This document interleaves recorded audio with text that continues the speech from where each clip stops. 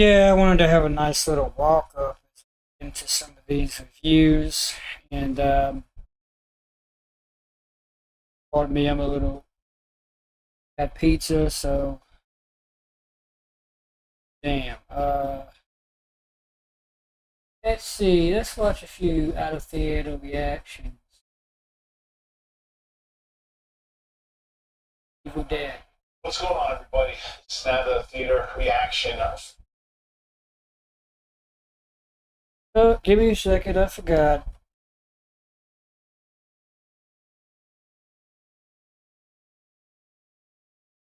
Mic is the Yeti and audio.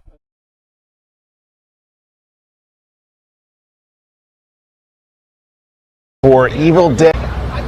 What's going on, everybody? This is now the theater reaction for Evil Dead Burn. This is the latest in the Evil Dead franchise. Sheila LaCoub is the main, I didn't know anything about her, main actress in this one.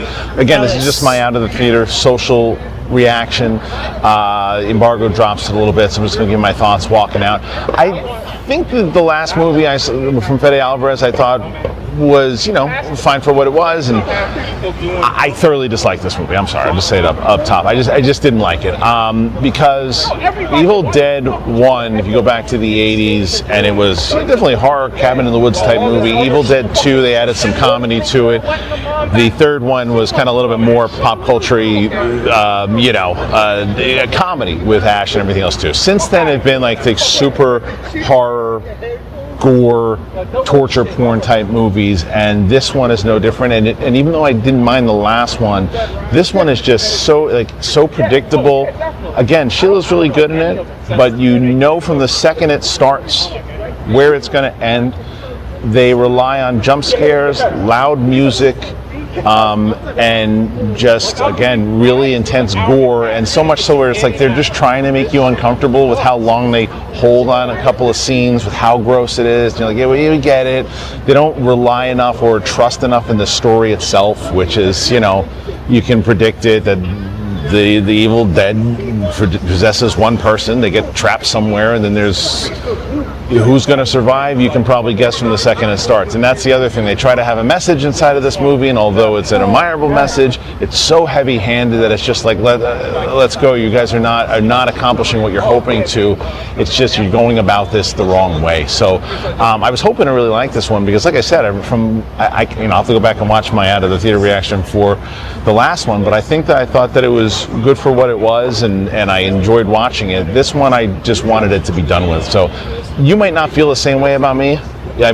About me. You might not feel the same way about the movie when you go and see it. You might enjoy it, especially if you like these particular movies, or you like this kind of formula, and you just want to see intense gore. You want to see, again, torture porn. You want to see stuff that is just, negative tone. Intense, gross. Intense gross is what I say. If that's what you wanted to see, then you might really enjoy it. But for me, it was a miss. So unfortunate, because I wanted to dig it. So how about you guys? Do you want to see it? Do you care? Do you not care? Put your thoughts in there. Let me know. Evil Dead Burn. Yeah, subscribe to the channel if you haven't done that already. And I'll see you real soon. Bye. Yep. That guy didn't like it. Don't we care to talk to him? I'm just antisocial as all hell. Evil Dead Burn is here. Perfect There you go. There's Jimmy John's. title for Halloween and summer. Though the real horror would be entering summer without. I want to let this load. So I want to let you know that right now I'm actually just adjusting the description of my live stream here, of my video, and yeah, I'm just, because I had a lot of it continue from my Super Gore, my Super Gore interview. No, not interview. Live stream of Super Gore. And yeah, I'm pretty much just, making this playlist. Making this playlist as I go.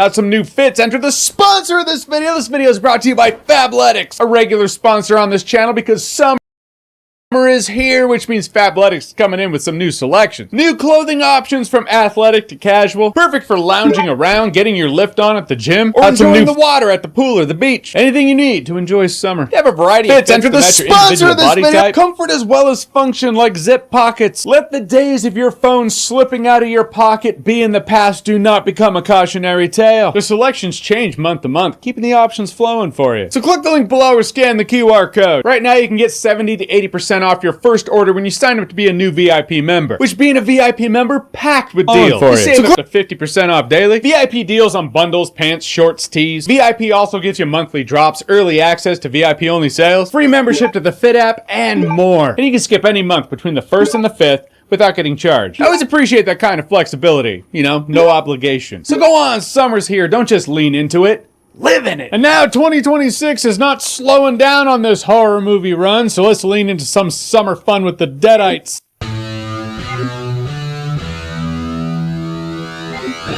So Evil Dead Burns, the newest Evil Dead film, directed by Sebastian Vanacek. Long story short, tragedy hits this family. Then they're all hanging out in this crickety-ass house that looks like it's some sort of Klopek Airbnb, where bad shit will clearly happen to them, and then yeah, bring on the Evil Dead stuff. They get tormented for the rest of the film. Gonna start out talking about the best character in the film.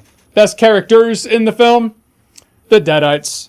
They're just so much fun to watch. Most movies in which a demon or a collection of demons torments a group of people, saying the demons are the best characters is just, people might scratch their head, but in Evil Dead, it just makes sense. Deadites and Evil Dead feel different than demons in other movies. It keeps these Evil Dead movies from feeling too run-of-the-mill or cliche. I mean, the formula is definitely apparent at this point, but still, they feel unique. They're entities of a different type, and they're just assholes. They're rotten to the core, they love being rotten to the core, and they do it with a big smile on their face. It's infectious, and it's entertaining to watch. To me, in this movie, there's no standout single performance as there was in Evil Dead Rise, but still. And it reminds you it's Evil Dead because it leans into the humor, and I laughed more in this movie than I had a lot of other movies lately. There were moments in Evil Dead Rise that cracked me up. Come on.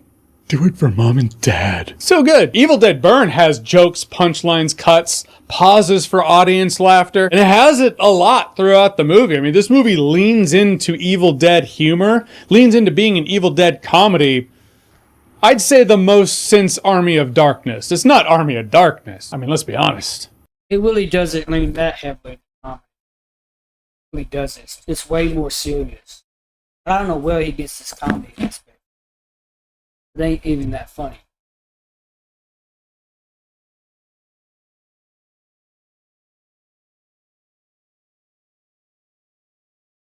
My bad, I didn't mean to refresh you. Halloween and summer. Though the real horror would be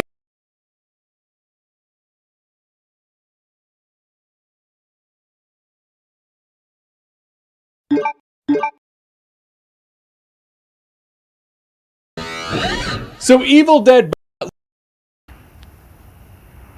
What's going on, everybody? The Deadites. There's so much fun to watch. Most movies in which a demon or a collection of demons torments a group of people, saying the demons are the best characters is just, people might scream demons cliche. I mean, the formula is definitely apparent at this point. They're rotten to the core, they love being rotten to the core, and they do it with a big smile on their face. It's infectious, and it's entertaining to watch. To me, in this movie, there's no standout single performance as there was in Evil Dead Rise, but still. And it reminds you it's Evil Dead because it leans into the humor, and I laughed more in this movie than I had a lot of other movies lately. There were moments in Evil Dead Rise that cracked me up. Come on. Do it for mom and dad. So good. Evil Dead Burn has jokes, punchlines, cuts, pauses for audience laughter. It has it a lot throughout the movie. I mean, this movie leans. I'd say the is. There's only one Army of Darkness. I haven't seen Ash vs. the Evil Dead. There is that. I heard I would love it. I mean, granted, I like what it was saying about toxic families, generational patterns. Maybe what people think they know about a person is just a mask. Yes, horror movies are having a year, as dude characters in these horror movies are having a year of being, you know, awful. But that concept aside, Evil Dead's kind of leaned into, okay, year as dude characters in these horror movies are having a year of being, you know, awful. But that concept aside, Evil Dead's kind of leaned into, okay, we're going to have these family dynamics and we're sticking around with these characters in this family, and so you have people to care about, and I didn't really care about them. All they did was effectively pad the runtime. The camera work I thought was great. There were a few moments in here that I felt elevated what otherwise could have been a pretty run-of-the-mill moment or scene. And Evil Dead has always had that. It's always had fun camera work, but it didn't, to me, feel like someone was going, hey, I hope Mr. Sam Raimi is proud of me for this. It didn't feel like someone was trying to be a Raimi fanboy. It just felt like, oh, that works, and it's very Evil Dead, but also really cool, and it elevated the moment, and well done. Dog lovers beware. Just saying. Some horrible violence against a dog. I'm sorry, they didn't have to do that. I know, I'm watching people get brutalized this entire film, and here I am being like, what, the dog? What, you like dogs more than people? Yeah. I remember when I was talking about that padded runtime, yeah, this movie's about 20 minutes too long. Funny looking at the runtime, if they'd shaved 20 minutes off the runtime of Evil Dead Burn, it'd be 90 minutes long, hour and a half. I think that's perfect for an Evil Dead film. In the end, this movie definitely... It's all about what you're here for. Because Evil Dead is, well, I can't say mixed bag. People say mixed bag, they mean it as a negative. Though this movie is kind of a mixed bag. Evil Dead's funny. It's almost able to be its own subgenre in horror and comedy. You can file it in the horror section or the comedy section. You wouldn't be wrong, well, depending on the movie. In that, this movie, generally speaking, does a solid job at keeping with the tone. The blood's there, some of the hits are great, it's gore galore, but more so, even more than that, I felt it was more effective with the comedy. If I'm being honest with myself, this movie really does trip up with the pacing. I'm hanging out with characters I didn't really care about. It made the movie feel like it was dragging on, also because the movie did drag on. By the end, I was like, this movie better not be going for its third ending, because this thing had to end 20 minutes ago. You want to leave the audience wanting more, not feeling tired. And I really do have to think to myself, how many more times can I see this premise? A group or a family getting tormented by some deadites in a house or a cabin. Rinse, repeat, on to the next movie. Just like the Mummy, Lee Cronin's The Mummy that came out a few months ago, like at the beginning of the year. That will rinse and repeat that premise. I wonder if it might be hitting that wall the Final Destination franchise once hit. How often can I see this happen to a new group of people and have it still feel new? Nothing a decade-long hiatus can't cure. There are moments in here I was like, are we being trolled? Just as an audience. The movie was like, we're Evil Dead, and in honor of Mr. Sam Raimi, let's get our gross on. The characters all but turned to the audience and went, yeah, it's gross, right? Hard to watch. We're going to keep doing this, and it's going to keep being gross. It's going to keep being hard to watch. If you close your eyes, you're going to open them, and we're still going to be there doing that thing. I don't know what you want to do with that information. Just letting you know. I can feel some of you right now going, I'm in. If you're an Evil Dead fan, I feel like you're probably going to enjoy it. If you're not, this movie's not going to sell you on it. This is oddly probably my least favorite Evil Dead movie. And I still enjoyed myself. I had myself a pretty fun time. No alcohol required. Something has to come in last. I'm telling you, if they'd shaved that 20 minutes of fat. Alright, so Evil Dead Burn, have you seen it? What did you think about it? Or what's your favorite Evil Dead movie? Or you can rank them. Whatever it is, whatever you think, comment below, let me know. And as always, if you like what you've seen here and you want to see more, click right here to see more. Thank you, Jeremy.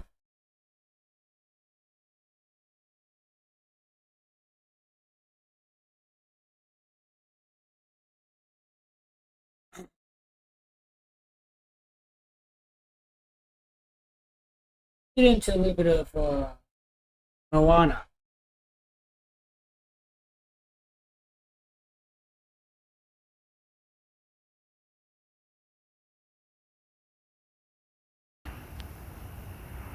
What's going on, everybody? It's Now to the Theater React.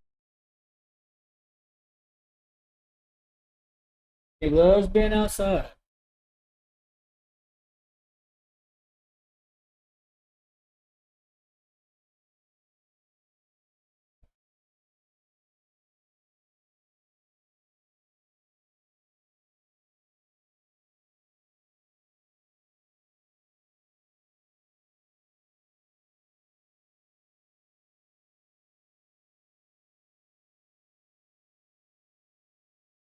Action for the Moana remake. This one is with Catherine Lagaia, Dwayne "The Rock" Johnson, returning as Maui, obviously.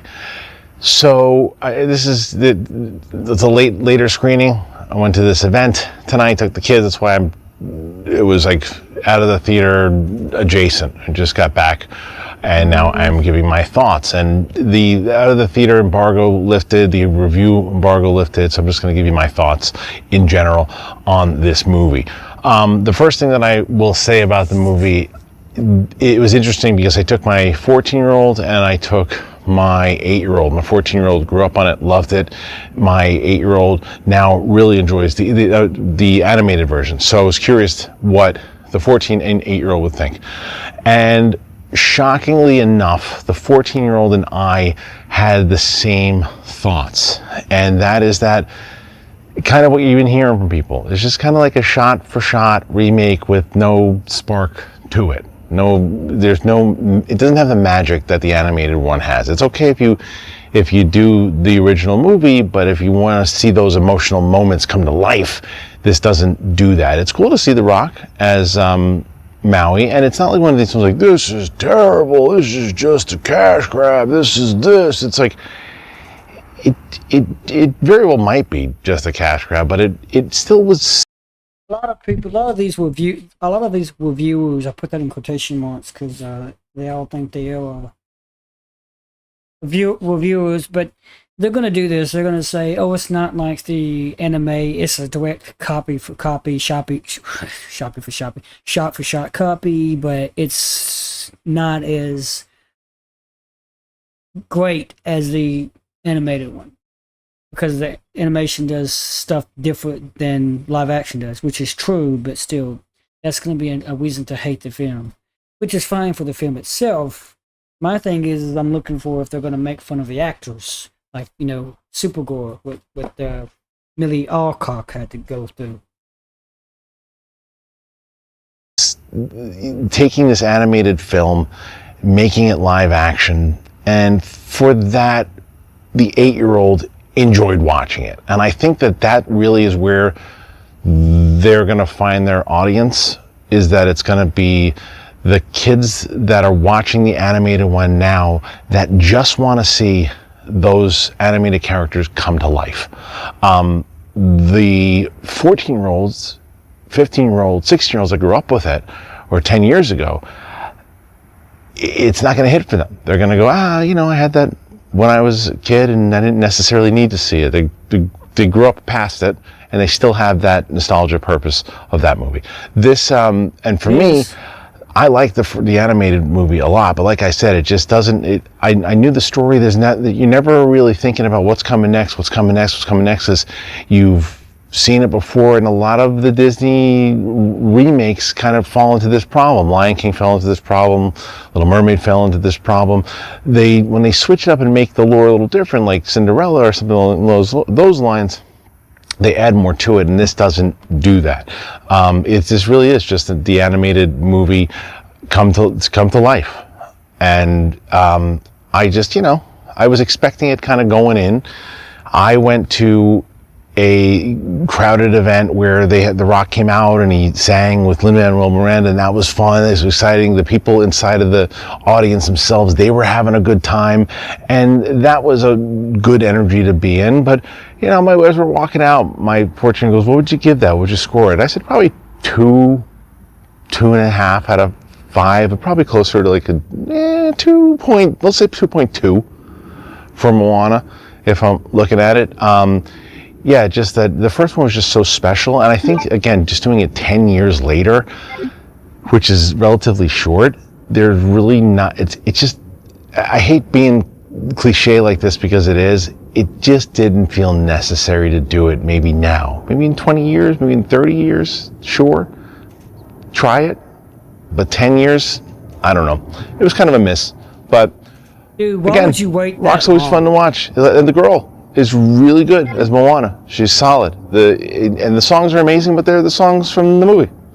Yeah, so that's it. I don't think you guys are going to be surprised by this reaction / review. So, are you going to see it? Put your thoughts in there. Let me know. Click like, comment, subscribe, do all that and more. Thanks for being here. Appreciate it. Bye.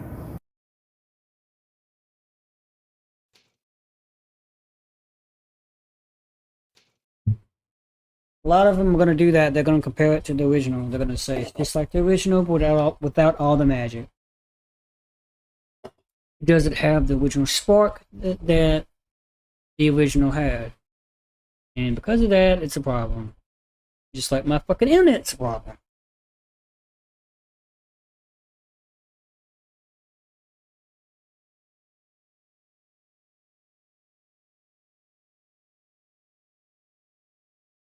Not gonna lie, it really is. My internet is a problem.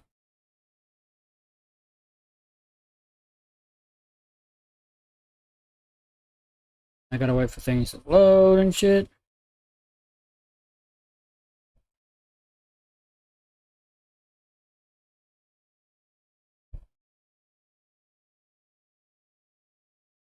Yep. Of the multitude of revenue streams that Disney has, there are a couple that come to mind in recent cinema. One's to take a would-be series of television, rework it, recut it, crush it down, release it as a film theatrically. The other, more obvious one is to take an animated film from your library and make a soulless cash grab live-action adaptation of that and release that theatrically. So let's talk about the latter. Cash grab. So Moana, the 2026 live action adaptation is just that. It's a live action adaptation of the 2016 animated film Moana. I'm going to assume you've seen Moana just to save me some time talking about the plot of Moana. Because it's the same thing. It's the same movie. Disney's funny like that. It's just, they're pure comedy. You change the classic too much, people get mad because you've changed the classic too much. You make your live action adaptation the same as the original, and people get annoyed that it's just the same as the original. What to do? Stick to doing original stuff with imagination and passion behind it. Just a suggestion. I don't want to keep doing air quotations when I say live action, but I'm doing them in my mind, just know that. Because this doesn't really feel like a live-action adaptation as much as it feels like someone superimposed actors on to an animated background because there's a lot of CGI, which means it's almost as animated as the animated one. Somewhere James Cameron's going, yeah, idiots. Moana's on a hero's quest of self-discovery. She teams up with Maui to save the world. In that, and due to the fact that this movie, this adaptation, does stick to the animated version pretty faithfully. It's 10 minutes longer, feels 30 minutes longer. I just got them 10 minutes longer. There were moments of heart in here where I was like, I feel the heart. Because I felt the heart in the animated version.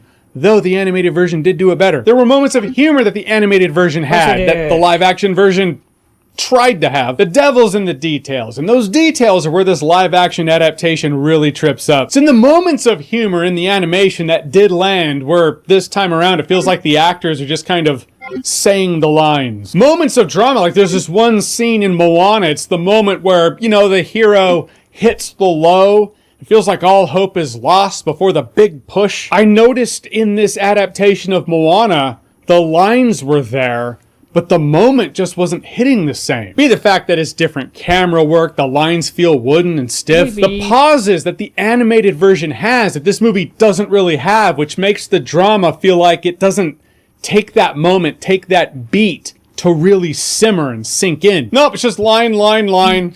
Who needs dramatic pause of a live-action adaptation of an animated classic that's less than 10 years old? That still blows my mind. I mean, I know it's the 10th year anniversary of Moana, but it has not yet been 10 years since Moana was released. Which means if you had a kid when Moana was released, that kid will still be a kid in the single-digit age bracket. Remaking the classics before they're classics, when they're just, you know, good animated movies. But there's an advantage that animated versions have that live-action versions don't have, though this movie does try to have it. And that's that fast-paced, snappy animation where Maui can kick a rock and it immediately makes a shape. Makes sense in animation. It's even flashy, it's cool, it's fun, it's energetic. This movie, it happens, but you know, it just kind of happens. Because it's the same on paper does not mean it's the same in execution. The Moana live action really does illustrate how much heavy lifting the animators did for The Rock's range. The Rock voiced Maui in the animation. He's back to being Maui in the live action.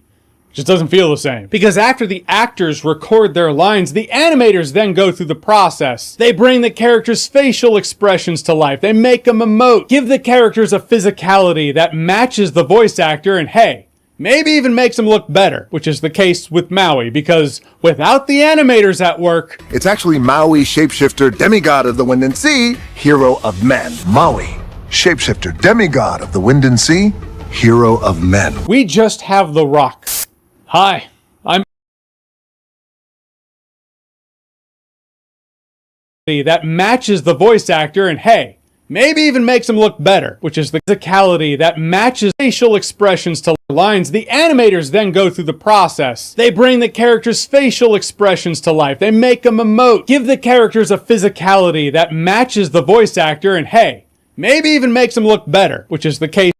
What they do is they have the actor record. Sorry, I went off camera. They have the actor record the lines, and then on camera, they would then make the expression match the voice, the same energy that the voice has. They make the character have that expression so that it looks more lively and authentic. They do that in, I guess, maybe not post-production, but like in the, not the editing process, but like the animation process. That's what he's saying. With Maui, because without the animators at work, It's actually Maui, shapeshifter, demigod of the wind and sea, hero of men. Maui, shapeshifter, demigod of the wind and sea, hero of men. we just have The Rock. Hi. Here's the thing. The movie is live action. It's not animated, except for the CGI characters. Therefore, it's not going to have the same energy. Animation and live action both have their own unique energy, their own vibe. You can't mix the two in a live action. You just can't. So live action looks more realistic. I'm saying realistic. R-E-A-L. Realistic. You know what I'm saying. So it's not gonna be. It's not gonna look animated. That's how he would say it in real life. I'm editing the video right now, and I just saw those two clips back to back for the first time, same as you just did, and wow. Animation aside, the contrast in the vocal inflection between those two clips. Hope the paycheck was good. The Rock's acting range is as thin as paper itself, which does make sense, because it's the thing that defeats The Rock. The animated film also looks better. Far more vibrant and alive. This version also has those cool bioluminescent moments. I just got done watching the live- Looking at the end of the movie, no spoilers. You've seen Moana though, right? If you haven't, the animated version. It's great. But at the very end, there's this moment where you're like, whoa, everything is so green and alive. In this live action version, it's like, yeah, it's green, but not that green. It's one moment, it's one detail, but that's what this movie is. It's many of these little moments and little details stacked together where you look back at the animated version, and it's a real tough sell. Pay full ticket price for this live action version of Moana that's clearly the inferior version of Moana, when you probably have access to the superior version at home, so just stay home for this one. I mean, we're gonna find out if I know what I'm talking about. This movie could make $1 billion. Those live action remakes, they make money. I'm hoping this is the moment where the Disney adults just stand there and go, you know what, Disney? My cats and I say not today. Not this time. This is like in art class, when you traced a drawing and said, hey, teacher, look, and the teacher said, not good enough. You actually have to draw something. It's like that, but we're in the age where Disney goes, great. Put it on screen. We'll charge for it. Like someone took the animated Moana movie, put it into AI and said, hey, just replace the characters with live action characters and have the jokes and emotion come through as much as a robot can. Live action Moana. But in reality, I'm just not going to remember this in T-1 day. Yeah, let's stop with the Disney live action remakes already. Alright, so Moana, the Disney live action version that's almost as animated as the animated version. Have you seen it? What did you think about it? Or what's a Disney live action movie that actually did work for you? Whatever it is, whatever you think, comment below, let me know. And as always, if you like what you've seen here and you want to see more, click right here to see more.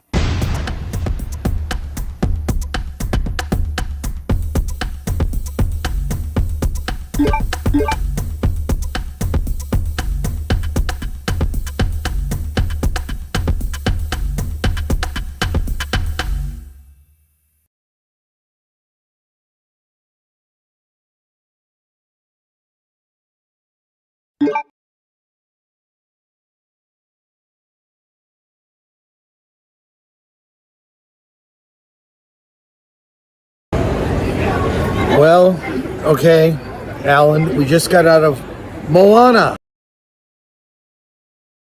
the live-action remake of the beloved feature-length Disney cartoon. And I'll just say, please stop making these live action remakes. No one likes them. Let's just stop making everything. Stop making movies, period. Because Film Threat, they're never gonna like anything. They hate Star Wars. They hate Disney. They hate Marvel. They hate DC. They hate Avatar.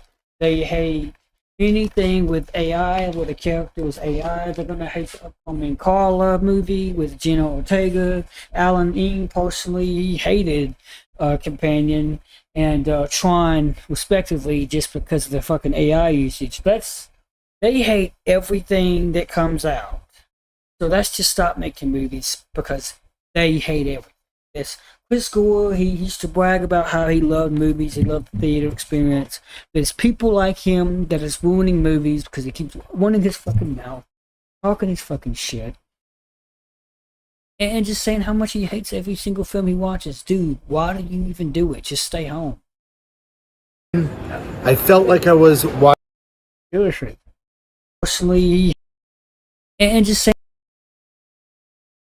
how much he hates every single film he watches. Dude, why do you Watching something made with AI at times. see? The Rock, quite often, love is he's kind of wooden in this.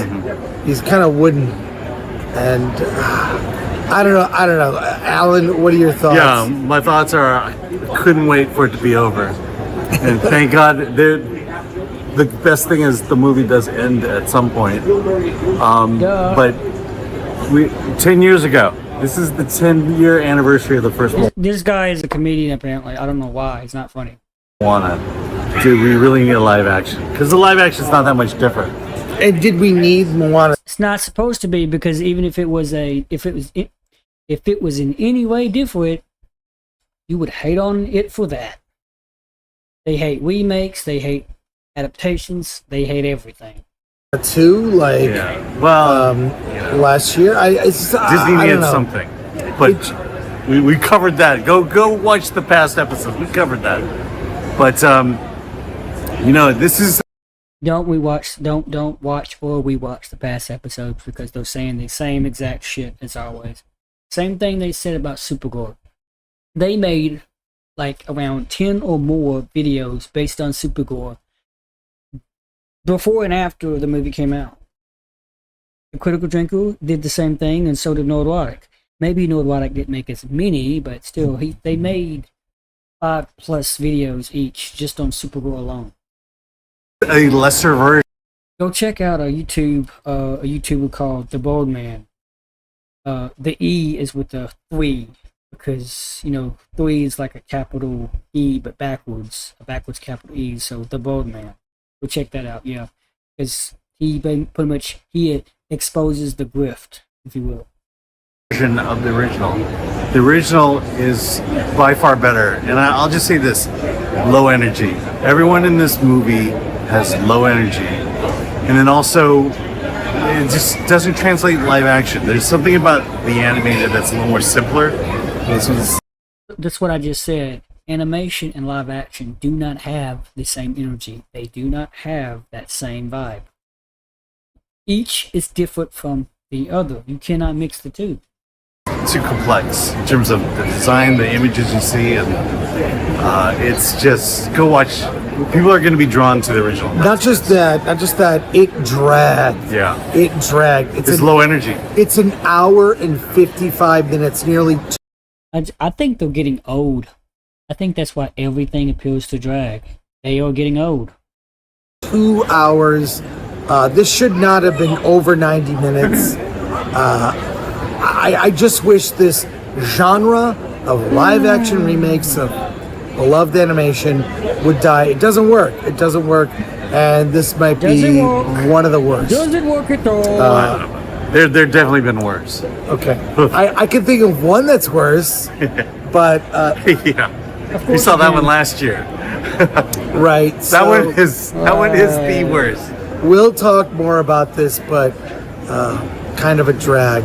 Alan, What a waste of time. Let's get out of here. Not bad. Moana, the Disney 3D animated movie, was released in theaters back on November 14th. Okay, hold on. Let's pivot here, right? As Chris Gore would say, let's pivot here. I'm gonna go into my other playlist here. Give me 1 second. Okay, got it. I'm looking down because I'm trying to look below my camera.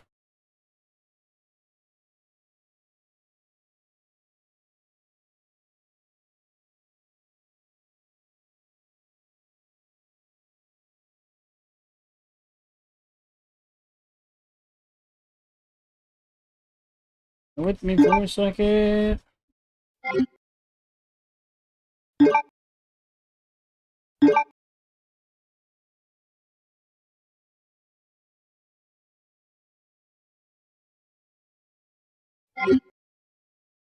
Hey, here, wheel shift. I want to switch over to Evil Dead Bone by wheel shift. Ladies and gentlemen, I am absolutely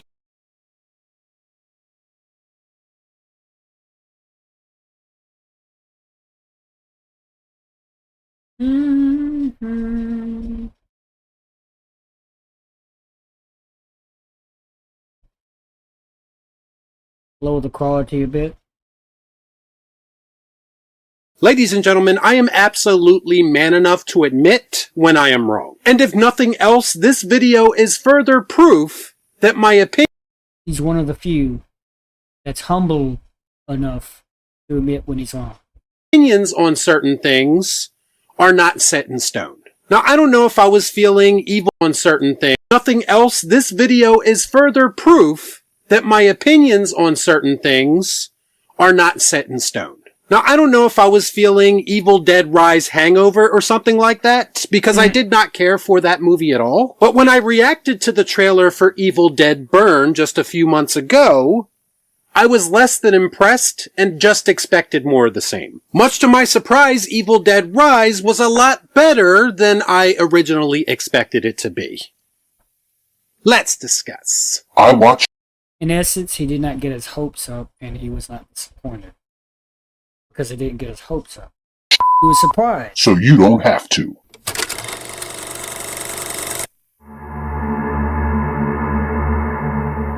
Before I get started, I'd like to kindly ask you hit the like button, Just like and this. please subscribe to the channel for more content just like this. Do the same for me too, please. What are you waiting for, huh? What are you waiting for? What are you waiting for? A woman seeking solace with her in-laws after her husband's death finds their home overrun by demonic forces unleashed by the Book of the Dead. So one of my biggest complaints coming out of Evil Dead Rise was that movie felt like Evil Dead Light to me. It felt like it was stuck in neutral to a degree, because it never reaches the levels of brutality and chaos that we've come to expect from these movies. It quite simply felt kind of tame to me. Just taking a very general sense of what Evil Dead is and can be, and slapping it in a new location.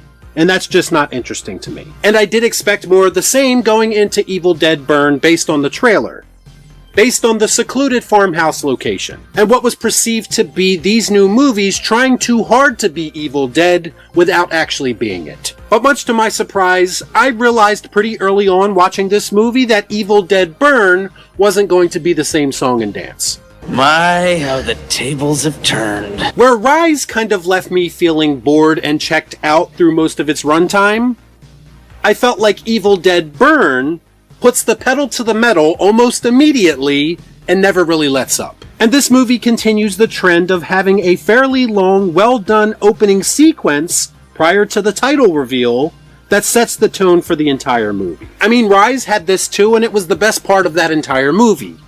But in my opinion, it was never able to truly follow that up. Burn, on the other hand, finds a way to keep that same energy throughout the entire runtime of this movie. So credit goes to director Sebastian Vanacek, who managed to somehow make that happen this time around. And much to my surprise, there were actually things in this movie that I do not recall seeing in an Evil Dead movie before. So they aren't just kind of resting on the reputation of this franchise. In Evil Dead Burn, it felt like they had more to say about the Evil Dead world. Now, don't get me wrong, this isn't a life-changing story by any stretch of the imagination. there are familiar tropes contained within it. But I did think they did enough from a character perspective and from a lore perspective to at least keep me somewhat interested. The family dynamic in this movie actually does work to its benefit. It does raise the stakes to a degree, and it does make the conflict feel a bit more personal. Dealing with the grief of a loved one while also contending with pre-existing issues between the characters remaining, and then you drop Deadites into the situation, and it makes for a pretty intense and even emotional movie at times. I actually kind of grew fond of our lead character this time around, Alice, as the film went on. She does have a nice balance of vulnerability and strength that does make it easy to root for her, and it makes her very relatable. She does sort of have a cliche backstory by horror standards, and the In essence, or let me rephrase, she's not a gore boss. message about her overcoming abusive relationships is a bit heavy-handed at times. Message! But even so, cliches can still work if you do them right. And to me, Evil Dead Burn handled them pretty well. There's a grandmother character in this movie that adds a bit of humor to it that I felt was severely lacking in Evil Dead Rise. I'm not saying that everyone can be Sam Raimi and blend horror and humor together seamlessly, but to me this movie does a decent job of incorporating some Notice the gap, the noticeable gap. dark humor without it undermining the horrors going on around it. As far as the more horror elements of this film go, unfortunately they do use a blend of practical effects and CGI effects. The third act in particular is a bit too heavy on CGI for my taste, and it did kind of take me out of it just a little bit. And I couldn't help but think about how much better the final act would have been if they would have just fully embraced practical effects somehow. Because practical effects obviously makes everything feel a bit more immersive and real. And the CGI gore moments in this film are noticeable, and they do hold certain scenes back to a degree. Outside of that though, Sorry, I'm holy looking behind me, shit, just was this paranoid. movie brutal. It was a bit more of the unhinged chaos that I always wanted from a modern Evil Dead movie. They also use certain deaths in this movie to further other characters' arcs, which is far less common in horror movies than you would expect. Because this is a family, and because they have pre-existing relationships with each other, some of the deaths actually feel like they mean something. There was one pretty brutal scene in a car that instantly raises the stakes when it happens. You feel awful for the person getting killed, and you actually kind of hate the person who could have helped them but didn't. And it was just pretty brutal to see this already dysfunctional family further That's involving the character.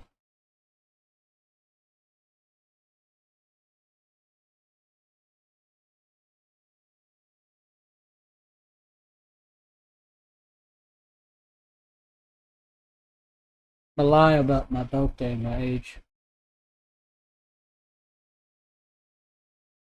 The character Joseph, played by Hunter Duhan. He does not help. Joseph does not help his wife. Tina, played by Lucien Bunkin, whatever her name is, Bocha. torn apart both figuratively of hate the person happens. You feel awful for the person getting killed, and you actually kind of hate the person who could have helped them but didn't. And it was just pretty brutal to see this already dysfunctional family further torn apart both figuratively and literally by supernatural forces. Another standout set piece of the movie was shown in the trailer pretty extensively, and I kind of wish that it wasn't shown, because it actually was much cooler than the trailer made it look out of context. Just seeing our main character crawling away in absolute terror with a tracking shot as absolute chaos erupts around them. It was something pretty cool to watch. There is also some subtle callbacks to previous Evil Dead movies, and not the clunky callbacks that we typically get in modern movies. It wasn't like they were trying to have one of these characters shoehorn in one of Ash's catchphrases when it doesn't really belong. Hail to the king, baby.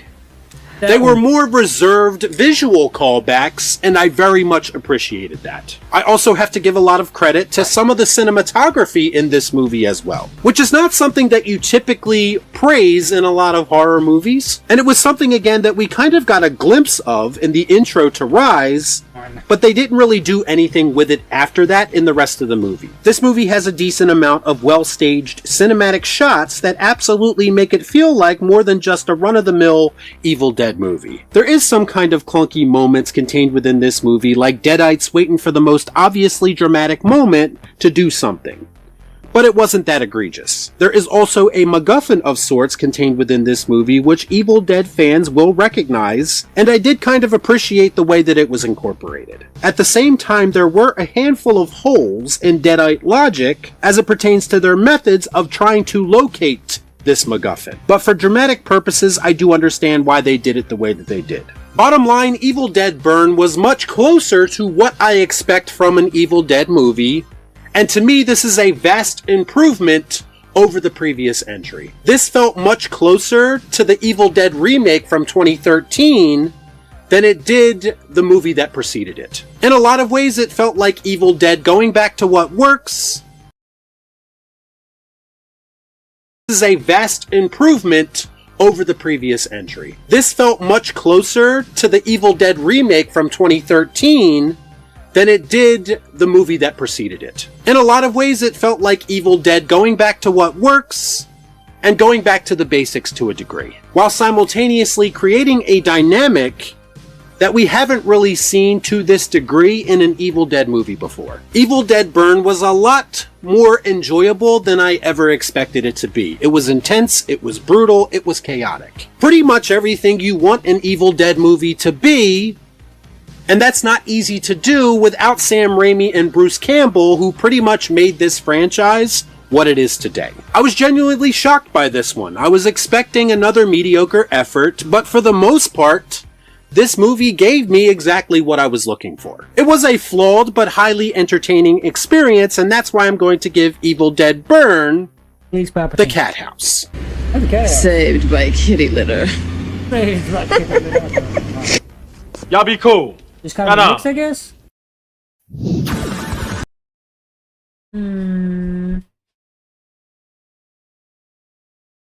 See what Filmfare thinks.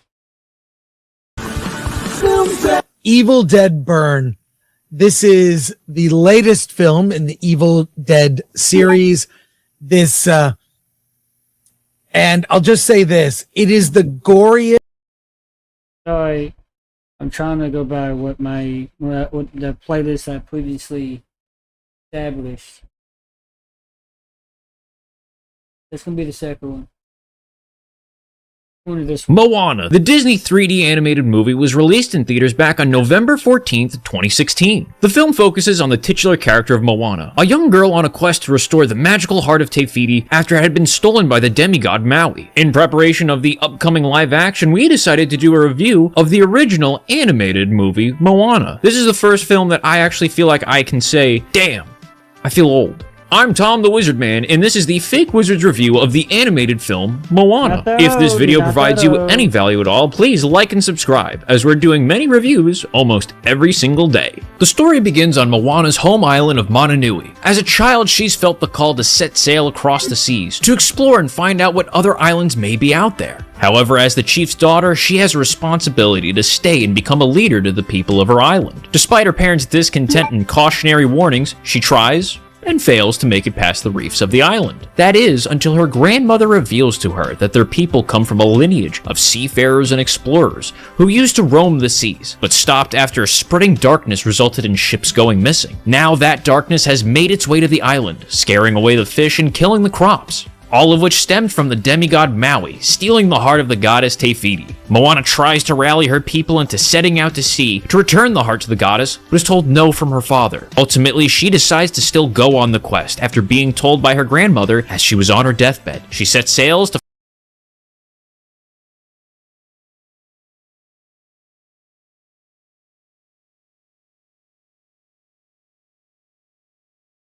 Damn. I meant to do the 2026. I was just catching the animated version. That's why They have two separate ones. You notice this one. See? It's two different. You gotta pay attention.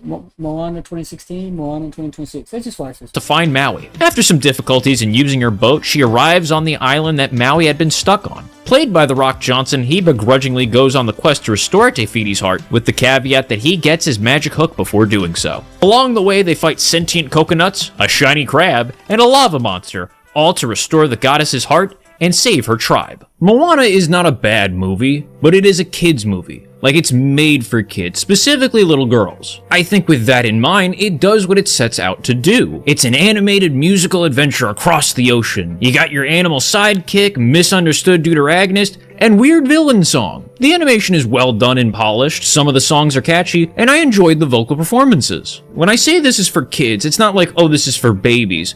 But it's for kids. The story is pretty predictable, but it is still in the hero journey's archetype. Moana as a character is not perfect. She needs help from Maui in many situations, down to needing to be taught how to sail. In the first encounter against Te Kā, she almost gets the two of them killed. Towards the conclusion, sure, she gets reassurance from her grandmother, but the skills that she uses to succeed at the end of the day, she learned during the course of her journey. Maui in this is fine. I remember back in 2016, people thought The Rock was bad in this, and sincerely, I don't think it was that bad. From a vocal performance, yes, you can tell that this is Dwayne The Rock Johnson. However, I don't think it was, like, distracting enough that it robbed the movie or character. Like, yeah, it's The Rock, but I was still able to see Maui as Maui. Something I don't think the live action is going to be able to do. I don't really have anything bad to say about this movie.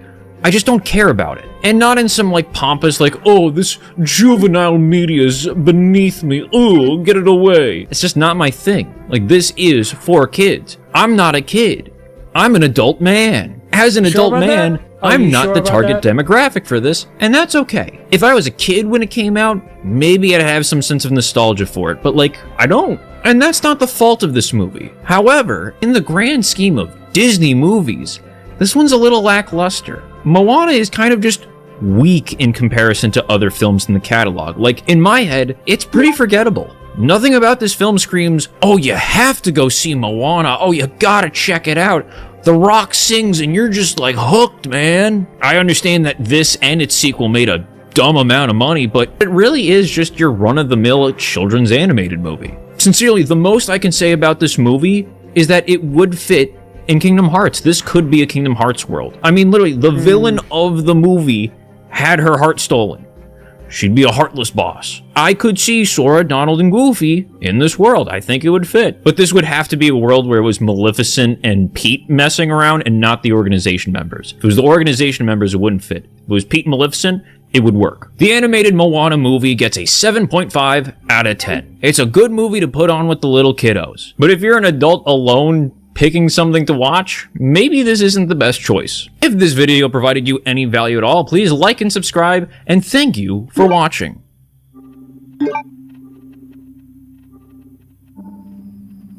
Moana, the Disney 3D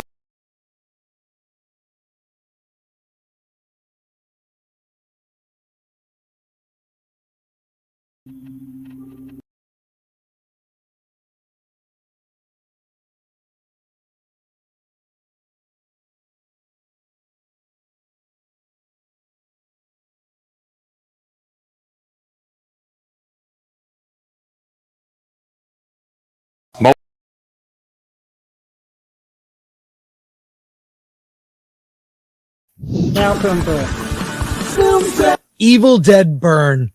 This is the latest film in the Evil Dead series. This, and I'll just say this, it is the goriest, the most cruel and mean of any of the Evil Dead films. Not really. I'm sorry. I'm at the point now when these series are go beyond the elements that made them fun. They've lost something. I'll get into the story in a moment, but this film really made me miss Sam Raimi, and Bruce Campbell as Ash. The only connection it has to that film is the researcher who made the original recordings of the Book of the Dead. Those recordings are part of this film. No other element connects to it. It doesn't have that Sam Raimi sense of humor. It doesn't have the Bruce Campbell wink and a nod to the audience. It doesn't have the sense of fun. It doesn't have gushing blood in over-the-top comedic way. This is a played straight, realistic story of a family. You see a French woman is married to a man who dies tragically at the beginning of the film. She gets in a fight with her husband. He drives off in a fit of anger, drunk, and hits a horrible one of the demons and becomes possessed upon his death. She goes back to the family. They have a funeral. His body is part of the funeral and rises to then infect other members of the family who die in brutal, horrible ways. The reason this movie didn't work for me, and I'll say, I watched this film with my wife who walked out. She said, I'll sit and watch it for a little bit. She walked out in the first 5 minutes. The story hadn't even begun. And it got so gory, she said, I'm out. And she went shopping at Ross. So I'm there by myself watching this. And this movie, it's a French director that I'm not so much familiar with. It's Sebastian Vanacek. And this movie has no sense of humor whatsoever. Attempts at humor just fall completely flat. It was too look, and I'm no prude. I've seen the Terrifier films, but the Terrifier films tone is it's a sense of whimsy, almost mocking the other characters. Art the Clown is fun.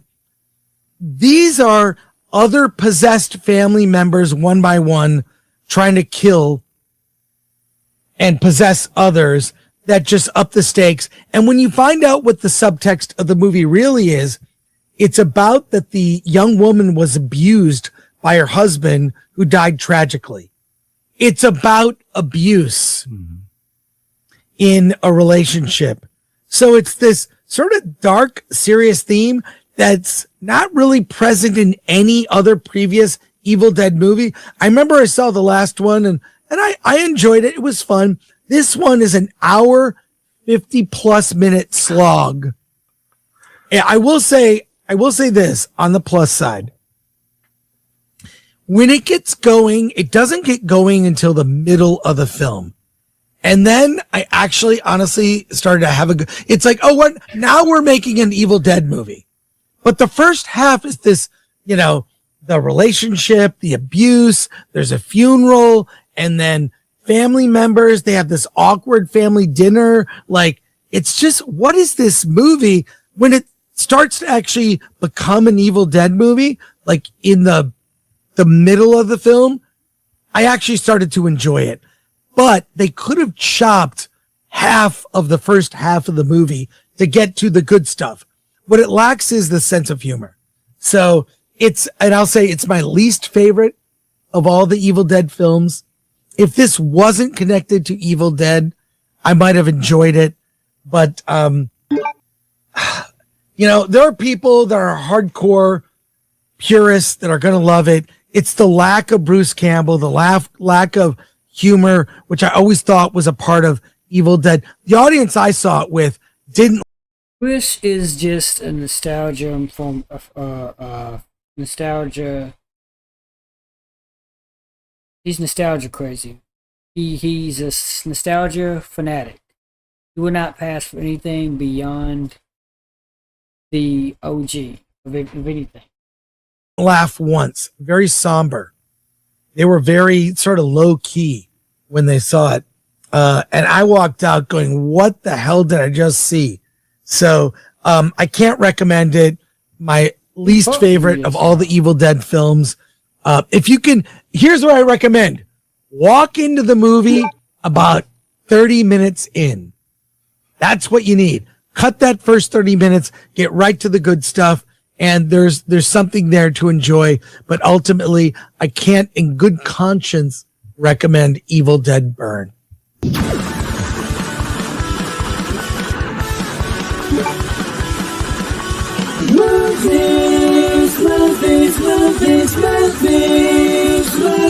Movies, film chat.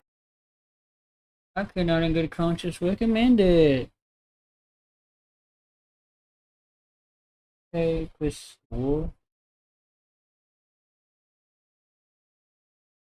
Moana hit theaters on July 10th, 2026, 10 years after the animated original. This is yet another live-action remake from Walt Disney Pictures. As live-action remakes go, You would talk absolute shit about it and make you feel bad about seeing this movie.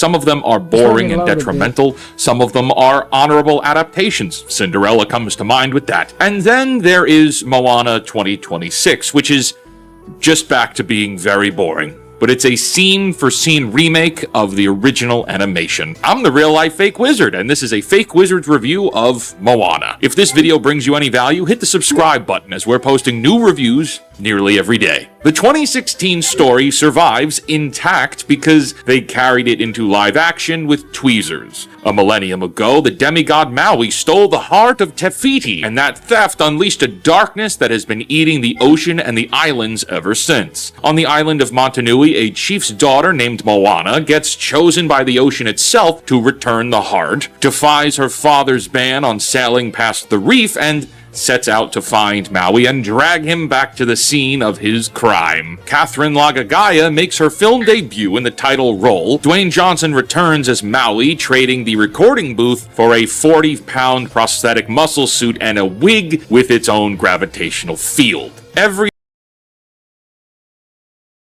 Dwayne Johnson returns as Maui, trading the recording booth for a 40-pound prosthetic muscle suit and a wig with its own gravitational field. Every song from 2016 returns, arranged the same way, in the same order, at the same story beats. The new single from Lin-Manuel Miranda, called Along the Way, gets exiled to the end credits, where it plays over names you will skip because you already left. You probably, like myself, ran out the door when this thing ended. The plot hits every beat of the original with mathematical accuracy, similar to Gus Van Sant's shot-for-shot Psycho remake, a comparison IndieWire made and one I am co-signing here in this video. The changes that Disney did make amount to some things that might come up on a trivia night, if anybody even cares. Maui's botched shapeshift now gives him a hammerhead instead of a great white shark.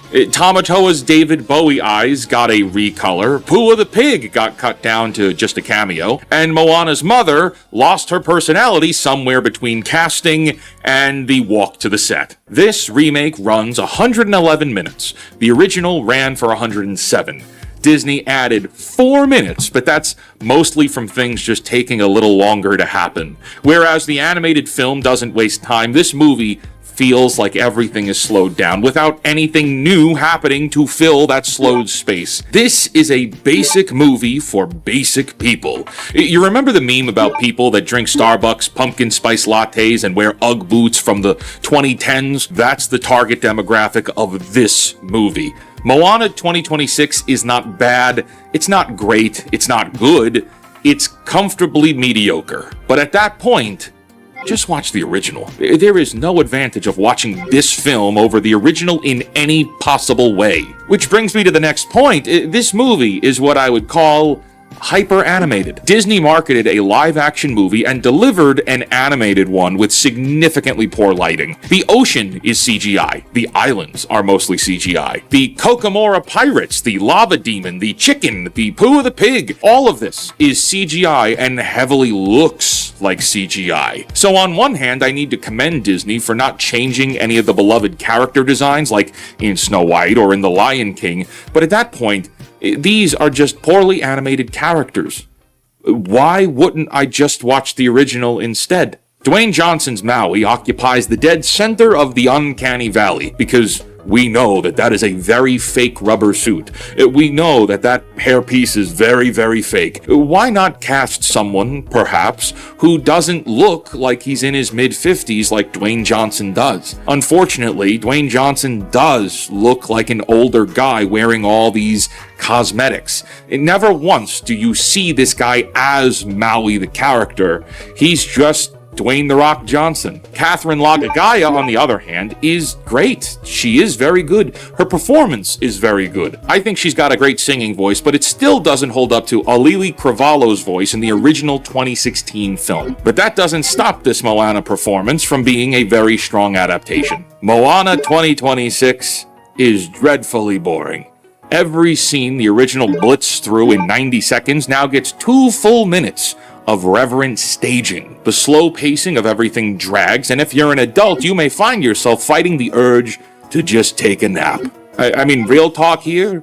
After You're Welcome, the iconic Dwayne Johnson song, I considered leaving because I just wanted to leave. That song hits around the 40-minute mark, and by that point you realize, it's never gonna get any better. If that was meant to be the big Dwayne Johnson moment, and it was, this movie is rolling downhill from here on out. And it does. My strongest emotional response for the entire evening was debating on if it would be morally correct to write this film review for something I only saw 50 minutes of. But no, I did stick it out the whole time, and good for me. Moana is in theaters now, where a family of 4 will end up spending nearly $60 before popcorn. Don't do that, by the way. Do not do that. While Catherine Lagagaya delivers a debut worth remembering, the movie around her is a slower, darker, emptier photocopy of a film you already own, know, and love. And that renders this film banished to the backlog. This is a 4 out of 10. It's harmless, but it's a complete waste of time. Eventually, it ends, and that's the nicest thing anyone has said about this movie yet. And now, if this video brought you any value at all, hit the subscribe button. There are a lot more movies on the way this summer, and we look forward to reviewing all of them. Until next time, create, innovate, inspire, and cancel your Disney Plus subscription. I hope this is the end of Moana. No more Moana. Moana 2 was bad. Just leave it alone. Just leave it alone. All right, bye-bye.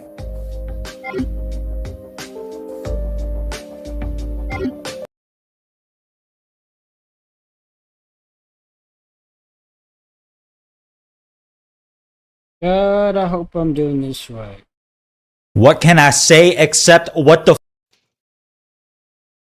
God damn, I'm not.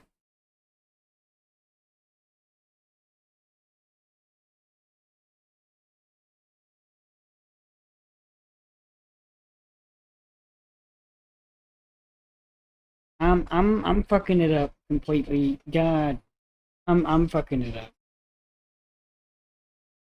I'm fucking up my playlist completely.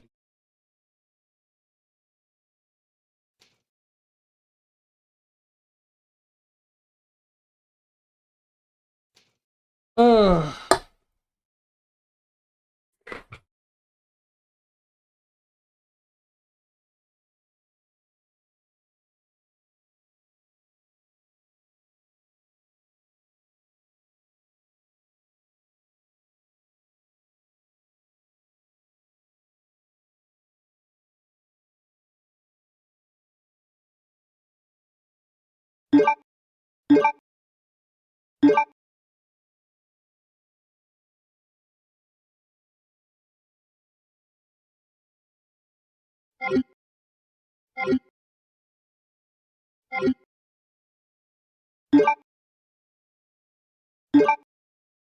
Just making sure everything's in order.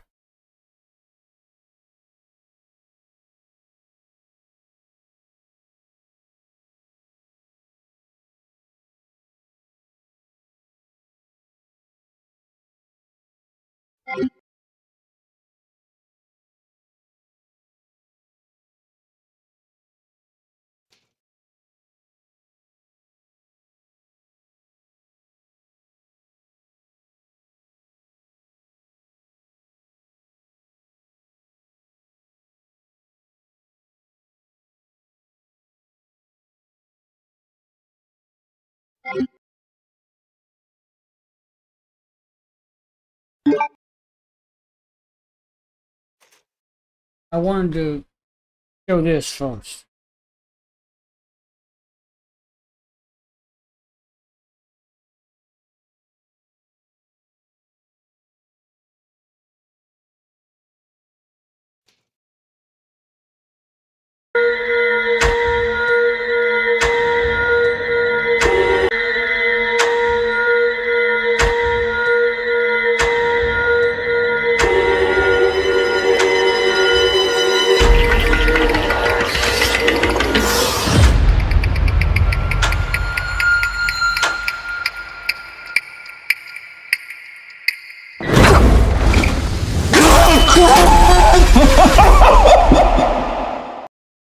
I was wondering what it meant by popcorn dishwasher bucket. I mean, dishwasher popcorn bucket. Alright, let's get into deep focus lens. Hey everybody, today I am going to be reviewing Evil Dead Burn. This was directed by Sebastian Vanacek. This is yet another entry in the beloved franchise Evil Dead, though this one to me, it's kind of like what Tokyo Drift was for Fast and the Furious. It's like a vignette within the Evil Dead series, not connected to the main story, a little detour. And the title Evil Dead Burn is quite appropriate because burning is quite a literal and figurative element throughout the story, and this is a movie about the end of a relationship. It is about a girl who is trying to burn bridges, sever the ties, okay, I'll stop, between her in-laws after her husband has died in a tragic accident. So she just wants to move on with her life. So yes, obviously this is using familial trauma, abuse within relationships as the subtextual elements, and all the gluttonous violence and the savagery on top of it is supposed to kind of probe and pull at those emotional threads. There is a lot of pulling in this movie. There's a lot of ripping, stabbing, pretty much every possible weapon that you could make within a house is used here. Sharp objects, blunt objects galore, you name it. And to me, this is one of those movies that it's almost there.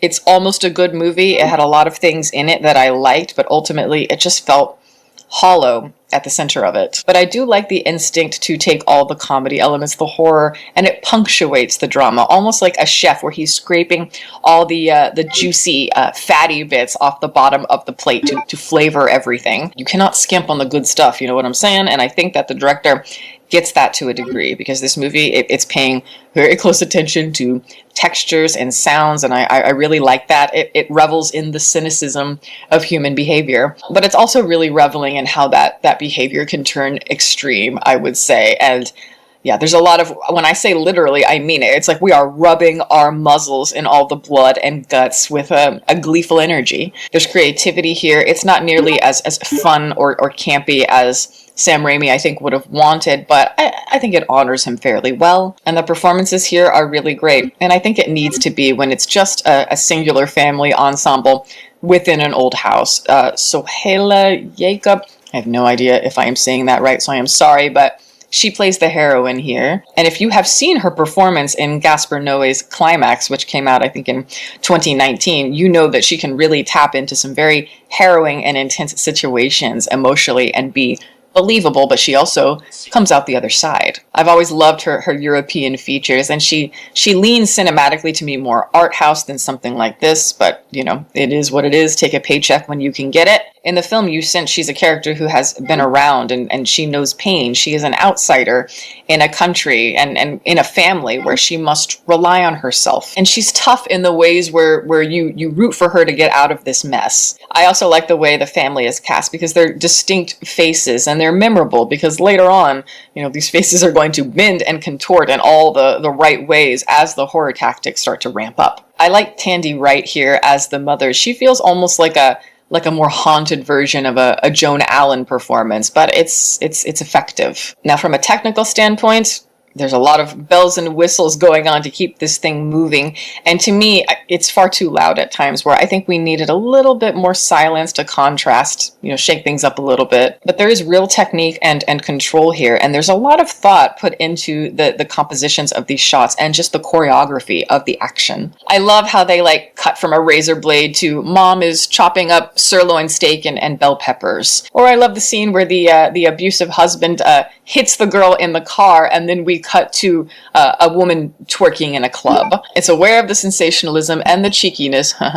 Yeah, but it does it well. And the sounds are very acute. There's this scene where the older parents are making out after a bunch of blood and carnage. I won't reveal, but they got it all over their faces, and as they're making out, there's just these strings of bloody, sticky slime, and it's all connecting between their mouths, and she's like, you haven't kissed me like that in years. And it's funny. You see what I mean? It's playful, and I think it lands somewhat, as a dysfunctional family drama where there's a giddiness, where you sense the director's being like, oh, this is going to be fun. There is a big fight in the movie, and it's kind of at the climax where the main character is trying to get away. And rather than keep the focus on the actual action that's happening, the camera stays on her face. It stays with her plight, her desire to escape the room, the situation. It's just she's trapped. All this emotional baggage shouldn't be her fault, but it's funny because, she's terrified and yet there's bodies slamming behind her and going across it's like the Looney Tunes. The screwball element, but also the emotional quality to it. I don't know. I think it had potential. Yes, there are plenty of issues with this movie.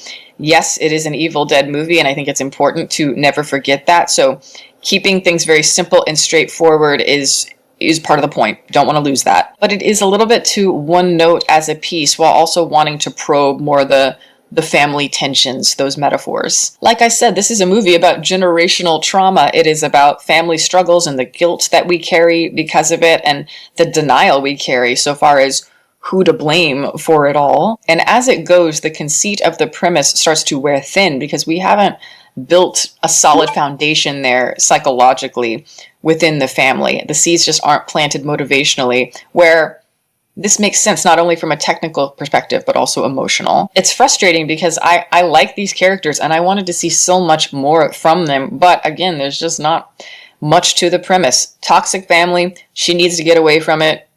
That's it. And we really don't deviate from that one track much at all. There's no twist, there's no big reveals, no additional obstacles. So the mechanics, they distract from the lack of emotional binding for a while. But when you don't build the tension, the whole thing just feels kind of like a drag. And the manipulation, the darker elements within the characters, I wanted to see that unfold more in the characters themselves and not just spilled out in the exposition in the climactic moments. Like with the main character, she's somebody who clearly has been carrying a lot of pain, but she's also drawn to destruction as a woman. And so, there's a complicated relationship she has with her husband. So how does that pain reveal itself in the aftermath? How does her guilt, if any, manifest itself through the destruction? But a lot of those character components feel ancillary. So all those juicy bits, at the bottom of the pan, to me, they're not enough to suffice. We need to sink our teeth into actual meat. As much as I enjoy the technical elements as they are, it's posturing just a little bit too much. I want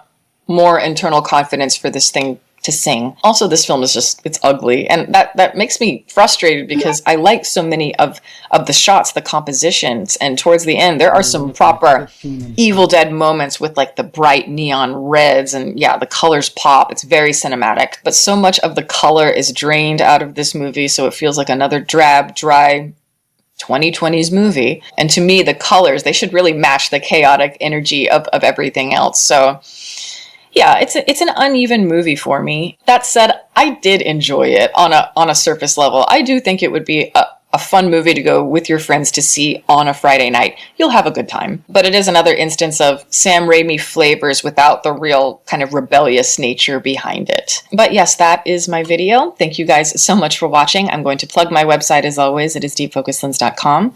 I'm an artist. I do commission portraits, and I also sell prints of my work. If that is something that you're interested in, you can always go to the website below. And if you have a question about a commission or a print, you can always email me. My email is in the description box below.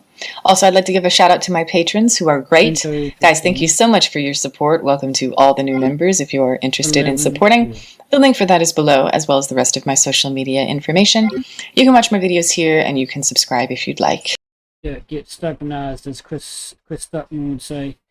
Okay, dokie then. Let me see where we are real quick.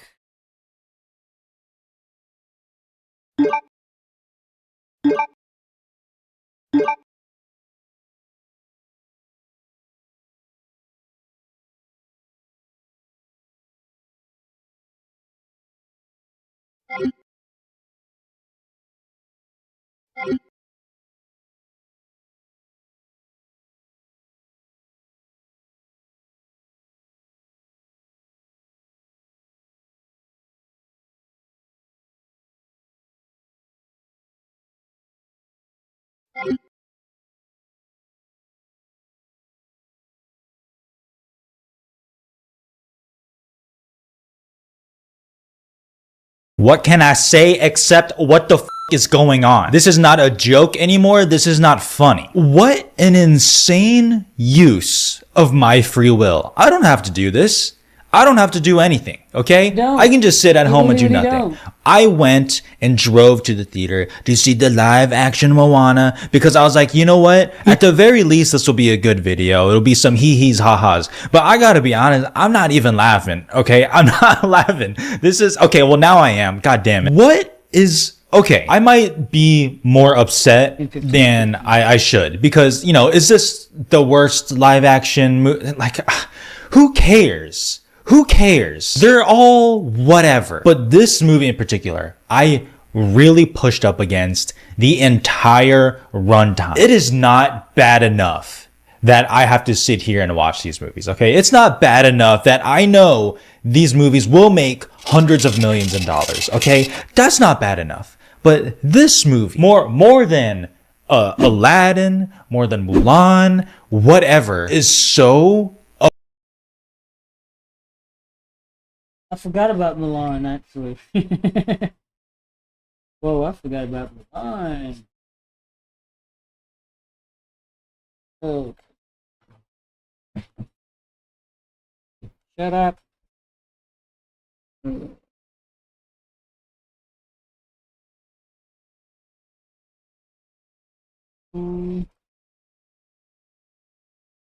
Okay.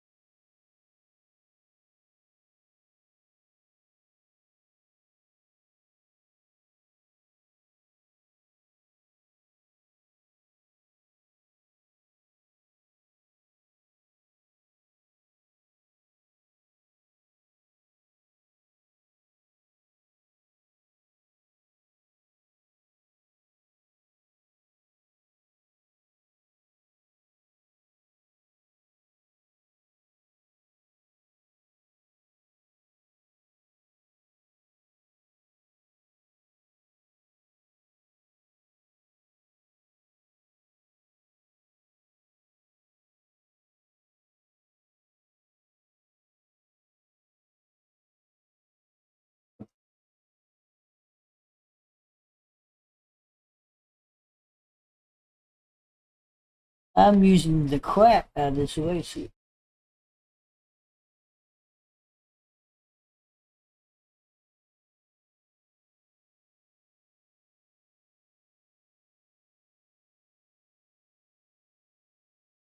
Just letting the video load buffer a little bit. Afraid of doing anything different. The looming questions over all these live action movies is, why do we need them? The animated movies are right here and they're good. But I've said this before, but say what you want about that Mulan movie, which is terrible. At least they did try to do something different. Say what you want about Aladdin, but at least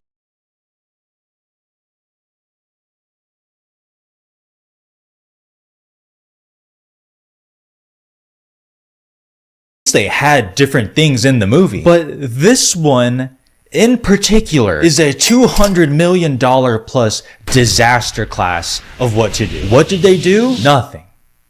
They did nothing. Nothing. Oh my god. Actually, that's a lie. They did do something different. They made it worse. This movie looks terrible. I'm sorry. I don't like saying that, okay? I really don't. I'm seeing the Odyssey soon. I don't want to be here talking like this, but it looks terrible visually. The colors, the green screen, the CGI, hey, bro, fuck off. And because they're not doing anything different except making everything on screen just look worse.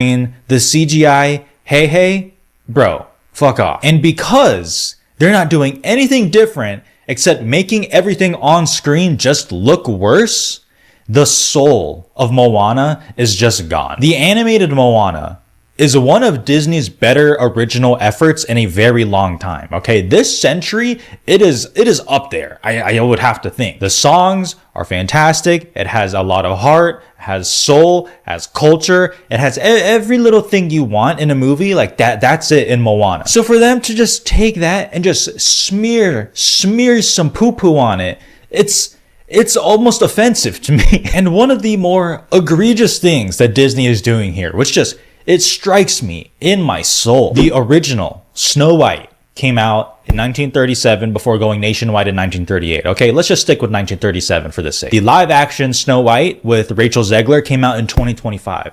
That's an 88-year difference. The original Aladdin came out in 1992. The live action Aladdin came out in 2019. That's a 27-year difference. The animated Beauty and the Beast came out in 1991. The live action movie came out in 2017. That's a 26-year difference. The animated Cinderella came out in 1950. The live action version came out in 2015. That's a 65-year difference. What am I getting at here? The animated Moana came out in 2016. It's been 10 years. Why are we remaking this already? There's an animated sequel like a year ago. 2016 was like not that far away. Again, 10 years. I was in high school in 2016. Even if they did just do a carbon copy, if it had been decades since anything fresh has come from this, I guess I could kind of understand it. But for not only a sequel to come out to the animated one, which is not good either, and then a live action adaptation a decade later only, I just don't even understand the rationale here, because everything is just gone. I really mean the soul, the heart, everything is just toast. The fun music sequences in the animated version, they just try to replicate it here and it just looks terrible. The Rock with hair, I'm just never gonna get over that, okay? I'm gonna see it at night. It might be my sleep paralysis demon, I'm not sure. It is him reprising his role, but yet it just feels so awkward, so stiff. The same level of charisma that his voice performance had in the animated version is not here. Again, because it's animated, they can do more, they can animate more. Instead here, it's just a weird mishmash of everything. And I was like, what the fuck? It's so awkward, it's so drab. Shout out to the actress who plays Moana, Catherine Laga, I believe is her name. I apologize if I mispronounce that. I hope you go on to do great things. Okay, I root for almost every actor as long as they're not evil, okay? I don't have much to go off of here, I'm not gonna lie. Nothing stands out because no one tried to stand out, and therefore begs the question of why we're doing this in the first place. You see how it's just a cycle? You see how the more I talk about this movie, I just end up back at the same place? What a waste of my breath. I really feel I could talk about this for an hour, but I'm trying to be better. And I don't want to do that. If you are looking for the animated Moana, but just a worse in every aspect, go ahead and go see this. If you happen to be a parent and you're just like, man, I need a movie to take your kids to, this ain't the one, okay? This is not the one. Show them another movie, okay? There's another animated movie out here. Even though I doubt, I mean, who knows, but I doubt this will be regarded as like the worst Disney live action. I doubt that's gonna happen. But in all honesty, I hope this is the one to truly break through to audiences in a way where general audiences, not me, not most likely you if you're watching this video, but general audiences look at this and realize we don't need this. I hope this is the one to do it, okay? And that doesn't mean this movie isn't going to be a success, okay? Because I just assume it will be, even though the budget is at a number that makes my brain want to split in half. I hope this is it. Okay? I hope we understand. We understand that we don't need this as a society, okay? I understand life sucks and you want to be comforted by something you know, but something that still feels a little bit different enough so you have another reason to invest in that same familiar thing, okay? Branch out. People, branch out. There's a lot of good stuff happening, okay? Go for it. You like IP? So do I. I like Spider-Man, okay? But this ain't the one, okay? This isn't the one to hit your wagon to. I hope audiences understand this after this, okay? Moana, I don't know, man. 1.5 stars. I don't care. My next video will be on the Odyssey. Thank you all for watching. Please subscribe. I'll see you guys next time. Goodbye.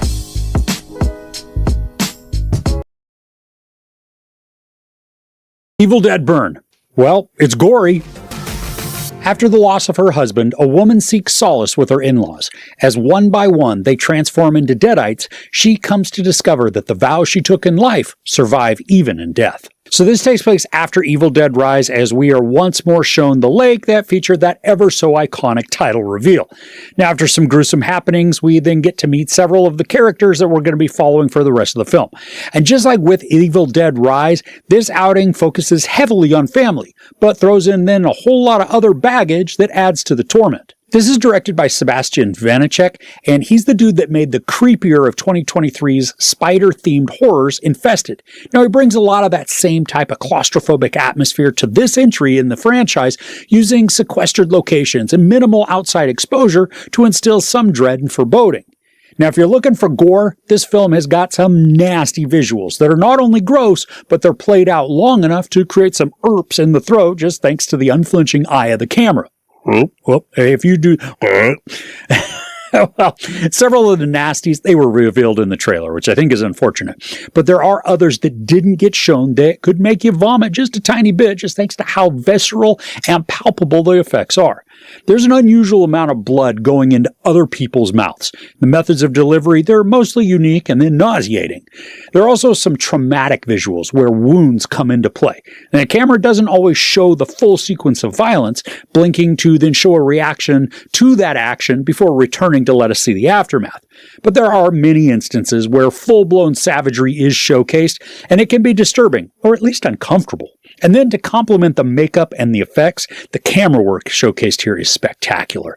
There are your typical Dutch angles where everything's kind of off-center, but they're hardly employed. Instead, having the shots favor some top-down orientations and then rotating movements that keep the subject in the same orientation while the rest of the environment spins around.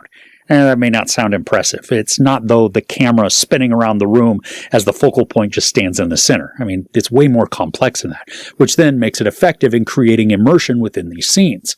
And there's also a one-shot that's rather lengthy. It follows a couple of different subjects as chaos erupts all around. I appreciate how the focus doesn't become distracted by having the camera jerk all around to capture every single thing that's going on in this house of horrors. Instead, it keeps this character as the center of attention. And this not only allows for then some more intimate emotional responses, but it also doesn't allow us to see when something might fall into the frame or on top of a character. Thanks to the Deadites not needing to adhere to the laws of physics, they really could come from any direction, which keeps the energy high. Now, for fans of horror, not only Evil Dead films, but just horrors in general, there are Easter eggs scattered throughout that range from blatantly obvious, like a nod to The Shining, to then more obscure and hidden references. Now, these don't add anything to the storytelling, but they are fun if you catch them. Now, for as much as I did enjoy the bloodshed and the brutality of the events, the movie itself is just meh. So much of that comes down to the writing and the presentation of the characters. There's very little, and I mean minuscule, development on the entire cast. And we don't need to know every background detail on them, but I found it curious for the elements that we do know about each. Just about every single character, they become wildly unlikable, some downright despicable, and that's before any of the possessions take place. The family's dysfunctional, to say the least. Mom and dad are coddling and then standoffish. For the elements that we do know about each. Just about every single character, they become wildly unlikable, some downright despicable, and that's before any of the possessions take place. The family's dysfunctional, to say the least. Mom and dad are coddling and then standoffish all at once. They certainly give off the vibe that they hate any outsiders. One son is just a waste of oxygen in space, and then the younger son is scared and timid to a fault, choosing inaction so many times over any sort of support, even when it could be a life and death situation. And then we have the outsiders to the family, the wife who just lost her husband and the girlfriend who doesn't seem to be well received into the family either. And the dynamic, it's off and nearly impossible to engage with because there's no and the dynamic lost her husband and the girlfriend who doesn't seem to be well received into the family either. And the dynamic, it's off. The girlfriend who doesn't seem to be well received into the family either. And the dynamic, it's off and nearly impossible to engage with because there's no rationale for the sentiments and the behaviors that we see displayed. And then there's a very heavy focus on abuse within the story. Emotional, mental, and physical. And while that is a useful way to immediately make a character a villain, that behavior becomes gratuitous when it's shown over and over and over again. And then to add insult to injury, the abused character can't even escape her tormentor. Yeah, I know that is a lot of the point within the lore, too, that reading from the Necronomicon brings about never-ending torture and suffering. But the cruelty here overshadows the gruesomeness of the film in favor of constantly inflicting abuse on a specific character. And there's basically no reprieve either. So when that focus is combined with a handful of unlikable characters, it's difficult to become invested in any of their survivals. This also removes so much of any tension or dread. I mean, yeah, the visuals are nasty and they're squirm-inducing, but they didn't carry any meaningful weight. It was just gross to be gross. And that's a forgettable method of storytelling. At no point within the movie was I on the edge of my seat with anything that could resemble trepidation, even apprehension. The characters were nobodies, zero attachment or connection other than many of them also being loathsome shites in addition to being nobodies. And then for me, one final nail in the coffin is that the story is presented in a somewhat choppy manner. I think in an effort to mimic how Evil Dead Rise's story progression was carried out, the filmmakers here copied many of the same storytelling elements, but then in a convoluted and non-flowing way. There is some new addition to the lore that I found a bit intriguing, but it also introduces a sort of overpowered type of MacGuffin within the process, so it's going to be interesting to see where this leads for Evil Dead Wrath. Overall, Evil Dead Burn displays brutal gore in the brashest ways, delivering stomach-churning visuals that linger longer than is comfortable. The camera work is impressive and enveloping, creating unbroken sequences that amp up the energy.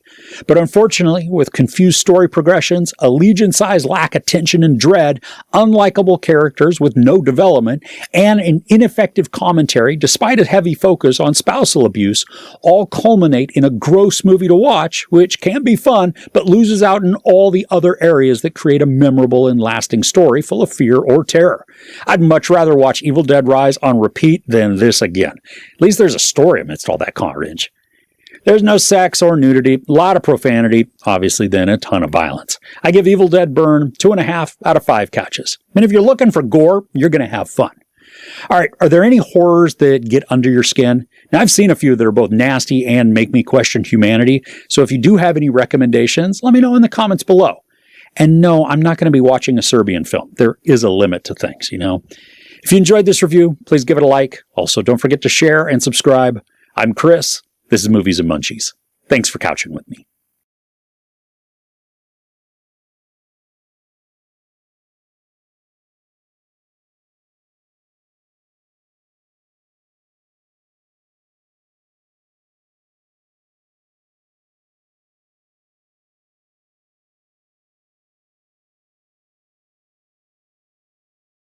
Yeah, Evil Dead.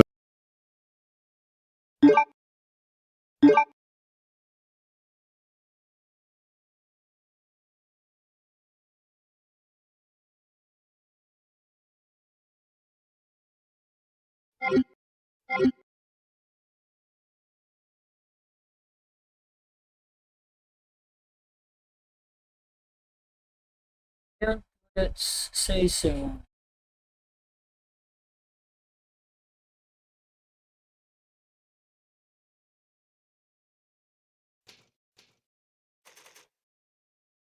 A mixed view across the board.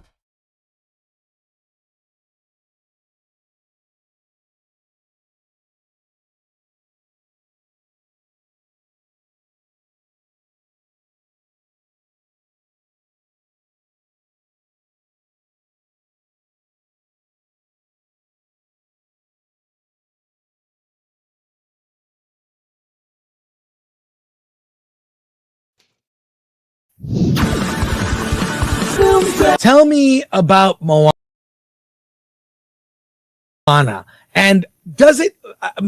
Okay, I haven't seen the original Moana cartoon, which honestly I thought was a mid cartoon with like two good songs.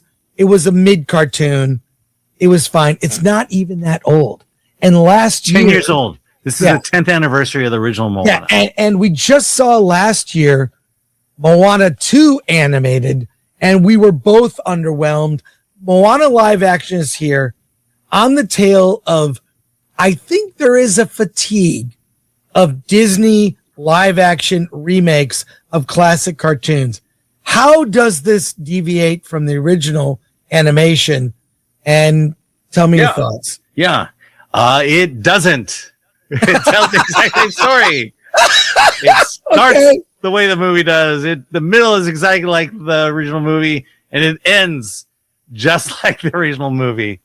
Essentially, long ago, Maui had stole the heart of Te Fiti, causing ultimate death and destruction across the Pacific Islands. And Moana has to go out, find Maui, give him the courage to return the stone back to her, to return the stone, which is the heart of Te Fiti, back to Te Fiti, and restore the world the way it is. And guess what? That was the cartoon, and this is the movie. You've seen it before. 100% from start to finish. It's the same retelling of the same story. Nothing new except some princess jokes. It is effectively an animated film, and with live action people in it. It's like there was I remember really loving as a kid the movie Bedknobs and Broomsticks. I mean, it is a live action movie, but there's sequences where they go into animation where they impose the live action actors interacting with cartoon characters. That's this whole movie. I mean, the live action scenes seem very fake, all shot on a soundstage. And when Moana has an interaction with this chicken that goes on the journey with her, and you can, what's that? Hey, that's the name of the chicken. Hey is the name. Okay, I don't care. It has a name for it looks so. Look, Hey sold the most merchandise from Moana than any other character. More than Moana. Yeah. Or Maui. But when she grabs the chicken, she's hitting it or interacting with it. It seems so fake. It does not look like she's interacting with a real, because they really do a cartoony version of the 3D chicken. It looks bad. Yeah. Then there's a pig and that looks weird. I mean, it was like, and the movie is overly long. It's almost 2 hours. My God. I'm going to repeat what you said. I couldn't wait for it to be over. Yeah. I couldn't wait. It was like, and the audience, did they even interact or clap at the end? No. But no, I've never had a more quiet audience than this movie. Yeah. And these were the Disney faithful we saw it with. Very underwhelming. The Rock's performance is, look, he's not going to be an Oscar winning actor. He's an actor fun. He pushes the fun, but he seems low energy. Yeah. I know what's really distracting. The muscle suit he wears. I mean, he's already got a lot of muscle, but Maui is kind of an overly exaggerated. Yeah. The way so he has these fake muscles, which is covered by a necklace. You can kind of see. Yeah, that's the costume line. Covering. Yeah, he's wearing the necklace. He's got the fake muscle suit with the tattoos on it, and the little tattoo guy he interacts with. That's kind of cute. Yeah, you know, I was like, after seeing Smashing Machine, I'm going, is it possible that he just took the Mark Kerr body and used it for Maui? And he didn't. Because I think that Mark Kerr body would have been perfect for Maui in this movie. And the other thing, you say it's an anime feature. Yeah, how much of this movie do you think actually took place on an actual beach? Not much. Not much. Everything looks like maybe zero. Yeah. I wouldn't be surprised if it wasn't all done on the volume or on some giant green screen. And you're right. The energy is the biggest problem of this movie. The energy is just ramped down. There's a reason people like animated features, because there is energy injected to it. You have to go a little bit over the top in order to make these drawings and these pictures come to life. And they just refuse to translate that to here. I'll give you the perfect reason why.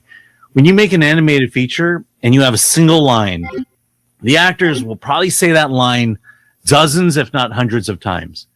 And they'll take the perfect take of those 100 samples that they got. And they'll throw it in the movie, and it'd be great because it's like you got the perfect take. In this one, you can't do that. You got to get the line with however the line is. The girl who plays Moana just as equally low energy as Maui is. And the jokes, the reason it works horribly here is because when you go low energy and you tell the jokes, the exact same jokes from the movie, the cartoon, it doesn't resonate. Yes. The jokes does not come across, and it comes off flat. Yes, the jokes from the cartoon are repeated, and they just land with a thud. No reaction like the first one. And I'll say this: I'm very mid when it comes to the animated feature. Like you say, there are 2 good songs in it, and I can't remember any of the other songs. And the story basically the same. It's a girl finding who she really is, and that's the exact same thing here. Let me also say this: it's directed by the guy who. They're just saying the same thing that they always say. Of course, it's the exact same thing. That's what you would want, because if it was any bit different, you would complain about that. Just look at reasons to shit on it, basically, to hate it. They're just looking for reasons. They're not giving any legitimate reason to hate to why they would hate it. It's just for the sake of doing it. Or the algorithm to get the views and the likes. Directed Hamilton, the stage version. Right. And the problem is he doesn't know how to animate. He doesn't know how to direct a movie, let alone a movie based on an animated feature. The shots he chose during the songs are very lackluster, staged much like a stage play. If you're watching this on stage, probably looks good if you're seeing it live. There's the great song, the Oscar-nominated song, "How Far I'll Go." That song ends on this big note, big voice note, the show-stopping note. And in the movie, it's, you're zoomed in on Moana and she's singing that note. Here, she stands on top of a mountain, sings the note, and you're seeing it in wide shot. I mean, there's just no power. There's the guys from Broadway, there's no Broadway sensibility or feelings that you get from this. And I think the guy who directed this is much more suited to not do a cartoon animation of a live version of a cartoon animation. It's just, this movie is boring and it falls flat. Much like Beauty and the Beast did. How do you follow up an Oscar nominated Best Picture of Beauty and the Beast with a mediocre, lackluster live action version of it? And the same thing happens here. Well, Alan, I got to ask you, do you recommend the Moana live action? No, go see the original.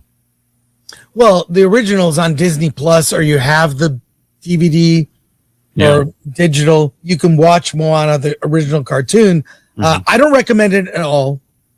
And I don't, you don't hear me often say, well, I hope this movie fails. I don't hope that. I hope Disney learns a lesson. And I hope the failure of this movie, and it looks like it's going to underperform in a, who knows, maybe colossally a way that Snow White did. Disney needs to learn the lesson. Stick to originals, maybe fewer films, more originals, and fewer of these Disney live actions. It's more of a cash grab than those clamshell, Beauty and the Beast 2, Aladdin 2, Lion King 2, Lion King 3. They made these, my kids got them in the 90s.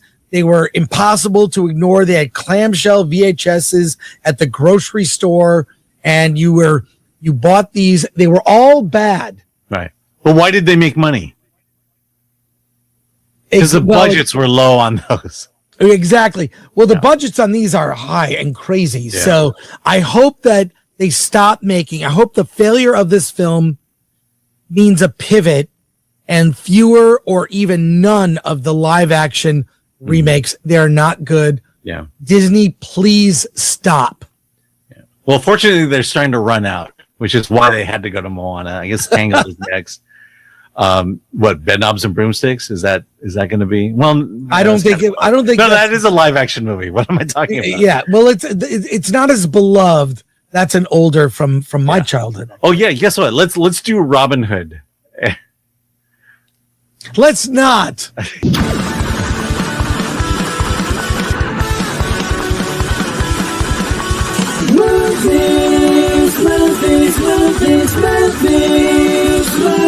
Movies, film set.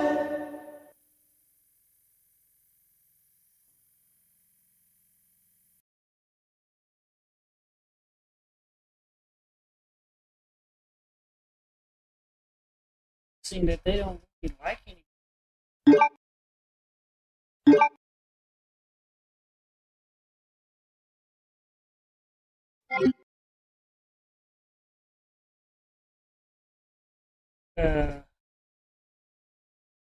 Dead.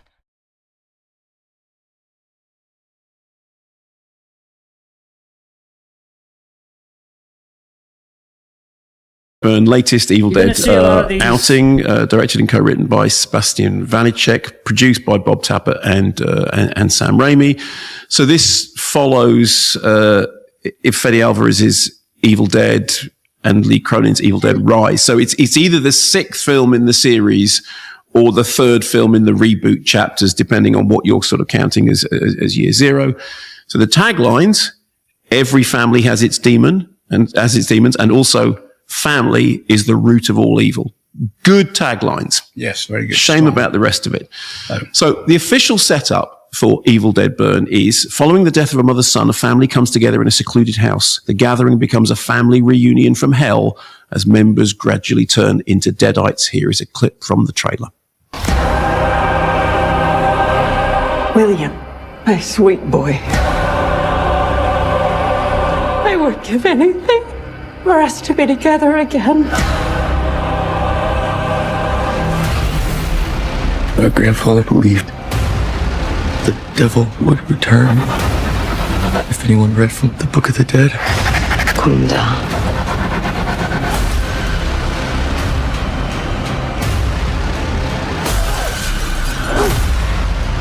The whole family can be reunited. Wow. You get the general idea. Yes, I do. So just to get us up to speed. So because I have a great love of and affection for Evil Dead. So the very first Evil Dead movie was cut by the BBFC, was then released on video. It was hauled through the court on obscenity charges. When the BBFC, the first reports, when they first saw it, one of the examiners felt that they had been physically assaulted by the film and was just appalled by it.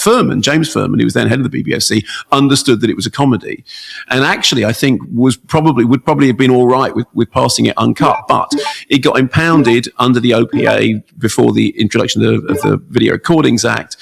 And it got some Section 2 things. It famously went to court in Snaresbrook where they won a case against it, arguing that it actually wasn't obscene, but because it was impounded with a bunch of other things and it got tied up with the OPA, which is kind of ridiculous because it is a comedy. I mean, it was always described by Sam Raimi as the Three Stooges with blood and guts for custard pies. So then Evil Dead 2 upped the budget and clarified the comedy. I mean, basically it revisited the original set pieces in slightly more spectacular fashion, but clarified much more that it was a comedy. Army of Darkness, which is Evil Dead 3, dropped the ball completely. Series should have ended there, which it sort of did for a while. And then Returns from the Grave, Fede Alvarez's Evil Dead, which sort of stripped away the comedy and played things with a kind of fairly straight post-torture porn bat. And I went back to my review to remind myself what I thought. I said it was nasty, but oddly and fatally not frightening. An endurance test that somehow lacks the joie de vivre that perversely underwrote the original. Then you had Evil Dead Rise, which, you know, spam in a cabin of the original becomes, you know, dismemberment in a tenement, which is kind of fun in a cheese gratery sort of way. But again, not scary. And let's never forget that the thing with the first Evil Dead was it was funny, but it was really scary. And maybe you had to be there at the time, but it was really genuinely scary as well as funny.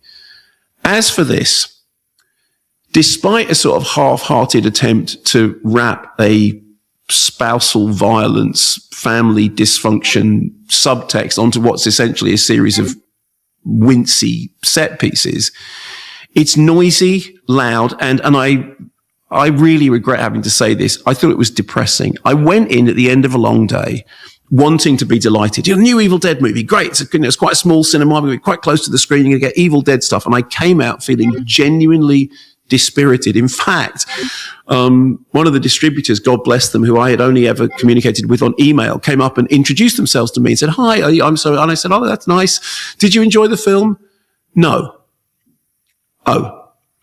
And it was as if my long-standing love of horror had been taken away from me and had the sort of life snuffed out of it. I mean, the thing is, it ups the nastiness, but it lacks any of the slapstick fun. That's always been the sort of strongest card of the series. There's way too much plot. There's way too many characters. There's way too little air of celebration. The main problem is the palette of the film is ugly. It is ugly and grimy, and it's closer to that. I mean, I know you're not a horror fan, so you won't have seen a lot of these films, but there was a point when the torture porn thing was happening, which was a phrase that one should only ever use in inverted commas, like video nasty, in which suddenly every single movie you were watching was a kind of green, grey, brown sludge. Looked like kind of rusting feces. There was just something unpleasant. I can't imagine why I didn't like it. Exactly. But the thing is, that wasn't true of the original, which was like bold and colourful, and particularly Evil Dead 2. Now, occasionally you do get shots that specifically quote the signature shot from Evil Dead, in which, because they didn't have a Steadicam, they got a camera and put it on the middle of a plank of wood, and they ran through the woods doing that with a plank of wood. So you get these incredible shots of like rushing along. It's like very, very shonky Steadicam. And those shots were the things that sort of defined the Evil Dead. Now, you do get those shots here, and you also get a kind of physical, visceral kind of oomph to it all. But the weird thing is that all that served to do was remind me how much more fun it was when I saw these shots done, probably worse because they were done, sort of done much more on the fly, and yet with a sense of joy. And it's this, I mean, the violence, the on-screen violence is wincy. I mean, it's fish hooks in the face, and it's razors, and it's things being stuck in your ear.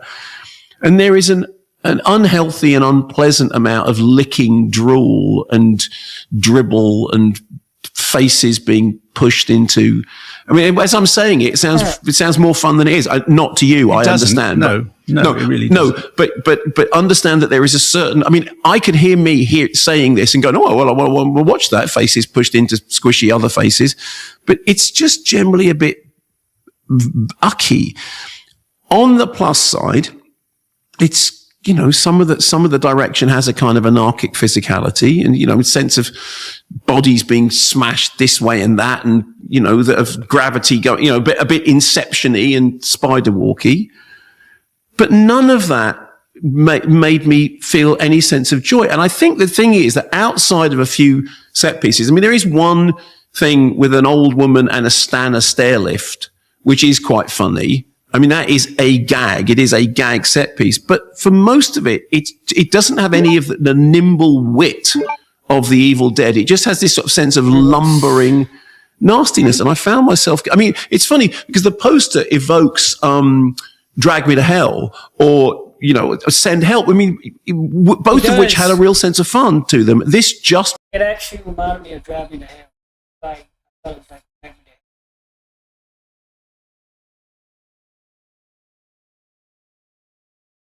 For a second.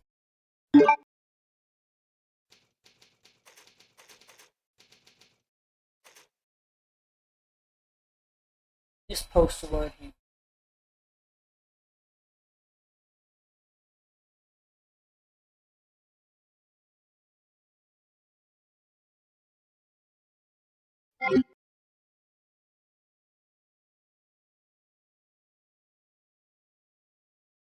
So I'm gonna try to check.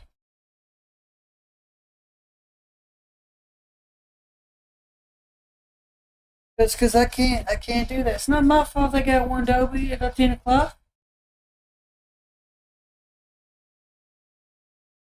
That's Gato.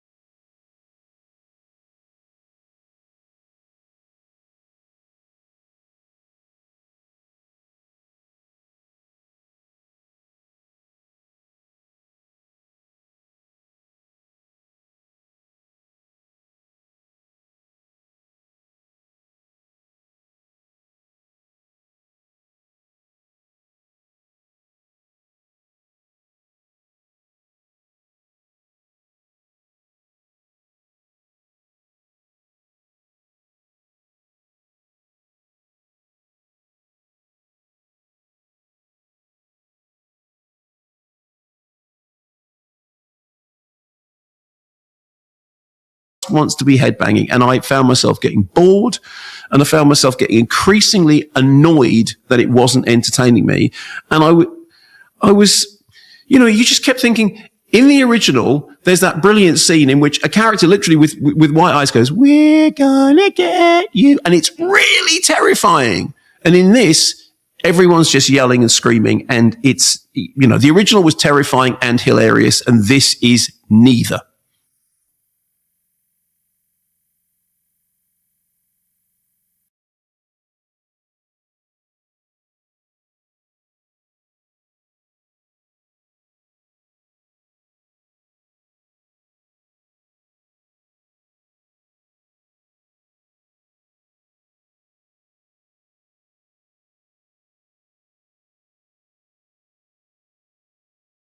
So this is live action remake of the 2016 animated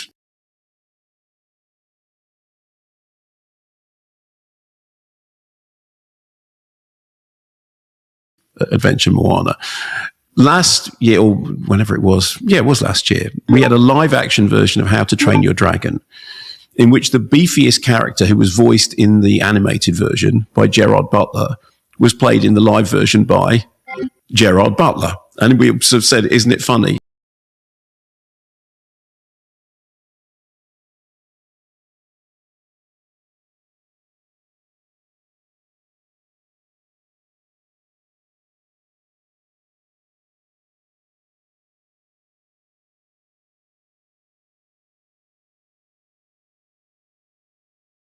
That Gerard Butler in real life actually looks like Stoic the Vast.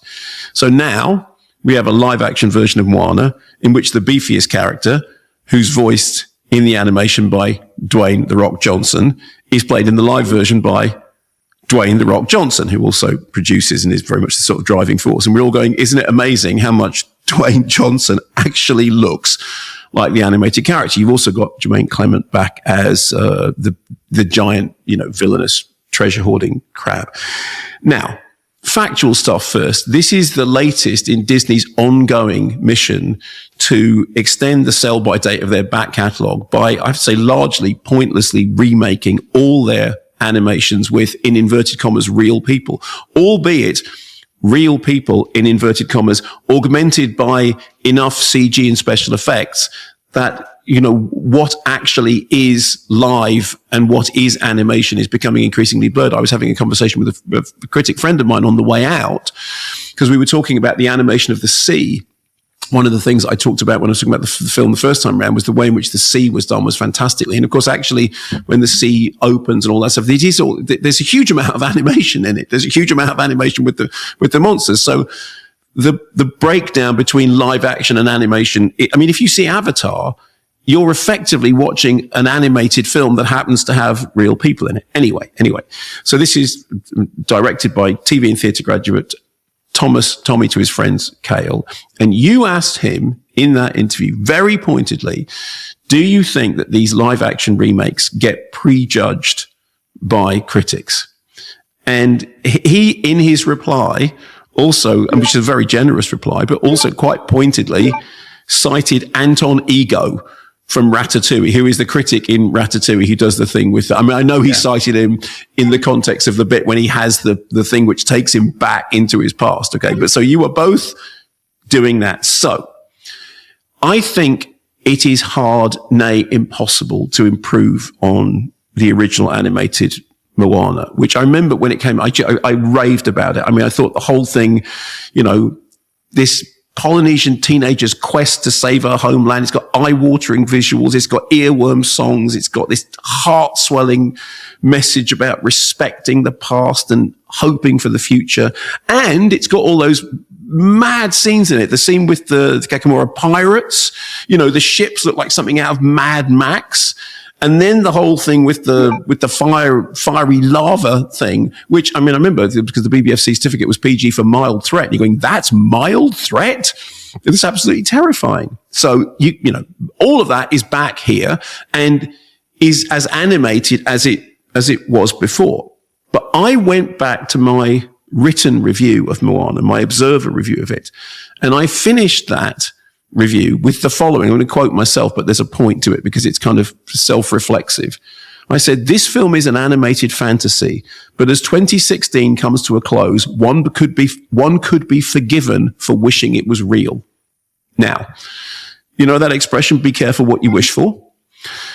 So what I actually meant was the way things were in 2016, you wish the story of this thing was real, but I wished for a real version of it. And, like becoming a real boy, it is now in inverted commas real. And I will say this, of all the pointless Disney live action remakes, and bearing in mind what I've said about live action and animation are very close together anyway, this is the best. And I was trying to figure out why as I was watching it, because I really enjoyed myself watching it, okay? And I thought it's a number of things. Firstly, the story and the songs are indestructible in just the same way that the songs of ABBA are indestructible in Mamma Mia. There is something that is so hardwired into the very essence of the Moana story that it would be hard to mess it up. And this doesn't, and it doesn't even come close to messing it up. When you said to Tommy, to his friends, you were asking him about this thing about, how do you tell a story again that's been so successful? And he said, well, when it comes to theater, you're always basically doing another version of a story. That's what it is. And he said, I tell a lot of the same stories in different places, which I thought was a very sort of smart phrase. And then he went on to say that the point is, it's to do with the key themes being universal. Who are you? What if the thing you think you are is different or dissonant? What happens when you're in a family and you don't fit in? And those are fairly indestructible, timeless themes. So put broadly, this does no harm to the original. And more importantly, it is often almost as enjoyable as the original. Almost. It does help that Dwayne Johnson in the flesh is, for a start, I love Dwayne Johnson. I just think he can do no wrong. He's fantastic. And you see him in the flesh and you go, that's it. You are like a cartoon character, but real, because he's so, everything. He's an incredible physical performer. He's a really physical performer, but that really helps. It also helps that Catherine Logaya, I hadn't realized she's the daughter of Jay, who's actually a fairly well-known actor, has been to Star Wars and things. He's fantastic. And what did he say? 32,000 applications. Yeah. And you go, it's astonishing. And I found when he said he had that biological reaction to someone appearing on the screen is fantastic.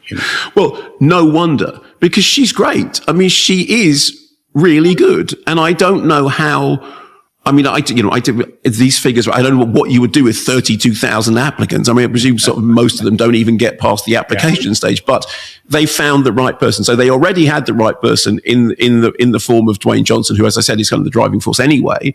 And then she's terrific. She's got a great presence. She's got a great voice. She's really good. And he had this biological reaction.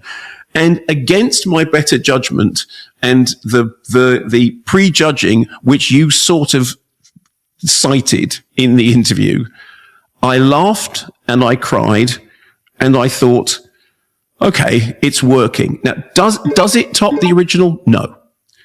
Does it undercut it? No. I'm doing the thing which you hate. I'm asking myself questions. You're interviewing yourself. I'm interviewing myself like every. Do we need it? Absolutely not. Did I enjoy it? Yes. And will other people enjoy it? Yes, they will. And honestly, right now, that, I think, matters more than anything. So against all my inherent grumpiness and my fundamental belief that you don't need to remake these animations in live action, I thought it was pretty good. Well, I'm glad you liked it. And it occurred to me that I was the perfect person to go and do this interview because I have never seen the original. Never seen the original, because it's like when your kids, it depends how old your kids are. You either watch it like 1,000 times, as the redactor has, because kids are of that age. But if I had no reason to see it, if there wasn't an interview to go with it, then I would have missed it. So I missed the original Moana. So this is my first time seeing it on the big screen. Wow. And just picking up on the point that he made towards the end, that obviously the AI conversation is going to be a part of, it's going to be with us forever. And every movie now has that line, and every audiobook has that line. But that's an incredible number of people. 2,944 people are credited on this film and earned hopefully a decent wage working on this movie, which obviously has got some computers and everything involved in it. And as he said, he needs to learn a lot more. And if Spielberg needs to go away and learn a lot more, then obviously we all do. But that's a lot of people, real people making a real film. And also the film will be seen by a lot of people buying real tickets to go to real cinemas. So as you have always said, regardless of what any critic thinks of anything that gets people into cinemas is a good thing. So yeah, thumbs up reluctantly.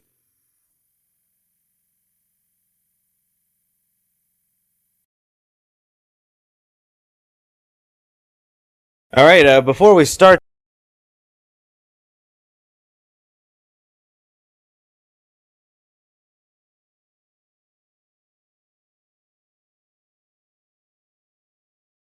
Move around.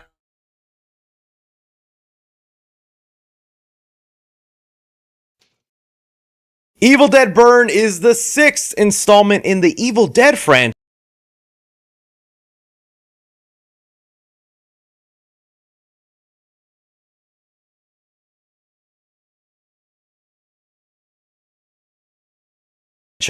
This time around, we follow Alice, who's recently become a widow. Losing her husband to a horrible car accident, she must now attend a funeral surrounded by her in-laws. And things only get worse when someone decides to read a passage from the Necronomicon. And that's all. Pretty much any spoilers, you guys. This will be a spoiler-free review. Real quick, I do want to mention getting to meet Sam Raimi. Warner Brothers was nice enough to invite me to go see an early screening of this in LA, which is kind of rare since I live in Dallas, Texas. I almost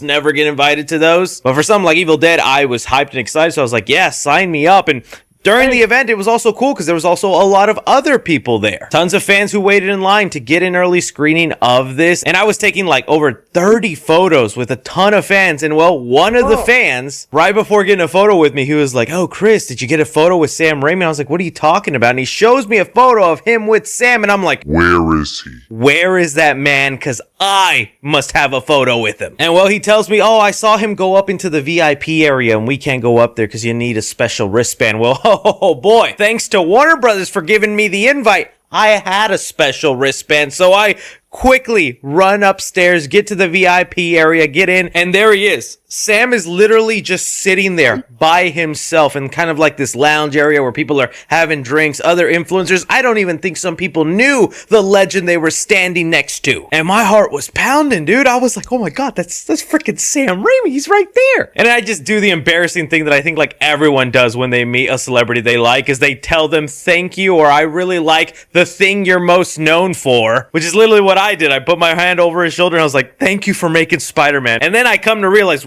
this isn't a comic book premiere, we're at Evil Dead. And I was like, oh, and thank you for Evil Dead. Really love that too. But mainly thank you for Spider-Man. Yeah, a lot of people do that. Actors and directors, they have to be used to that. People saying, oh, thank you for making this, and constantly reminding them of the thing that they made, when they don't really need you to do that, but they know that that's pretty much the go-to speech that people say. Hey, thank you for making this, yada, yada, yada. I get my photo, and he looks kind of like my uncle. This dude in the background looks like he just doesn't give a fuck. He's just like, you know what? This is Chris, not Chris Gore, but Chris Griffin, the Family Guy, with brown hair instead of blonde hair, the bonnet. He didn't care to do his hair. He's got a little alfalfa thing going on. Look at him. He's just, I don't care, man. Yeah, this reminds me of my uncle. They're getting old. Just a glorious moment, but then it got ruined. Because once I posted that photo online, it looks like Sam Raimi is actually sitting on your knee. Like if I'm Santa and he's telling me what he wants for Christmas. Now I can't unsee it. But again, bucket list moment for me, because like he's the reason I love Spider-Man so much. I definitely just wanted to share that with you. But okay, well, we're talking about Evil Dead, so let's talk about Evil Dead. Now, look, I do like this franchise. I quite enjoy it, but I gotta admit to you, I was never like as huge on it as other people. Growing up, Evil Dead 1 through 3, people talked about them so wholly, and I always just kind of looked at them like, they're enjoyable, but I didn't find myself that attached until Fede Alvarez's Evil Dead. I remember that remake coming out, me going to the theater, watching it, and being blown away. To this day, it's still my personal favorite Evil Dead. But then series went silent. I guess people didn't respond to it back then. They definitely love and talk it up now. And the state of the franchise just a couple of years ago was Warner Brothers going, hey, how about we just put a new movie of Evil Dead on streaming, right? Like, that's something we could put on our platform. And thankfully, they changed their minds last minute, released it in theaters, and it was a critical and financial hit. I super enjoyed Evil Dead Rise. Some didn't, and we're definitely going to talk about that factoring into this movie and the future of the franchise. But really, I was happy with what I got, and this current path that the franchise is on, where Sam Raimi, as a producer, is just honing in on young talent to give a new voice to each Evil Dead movie.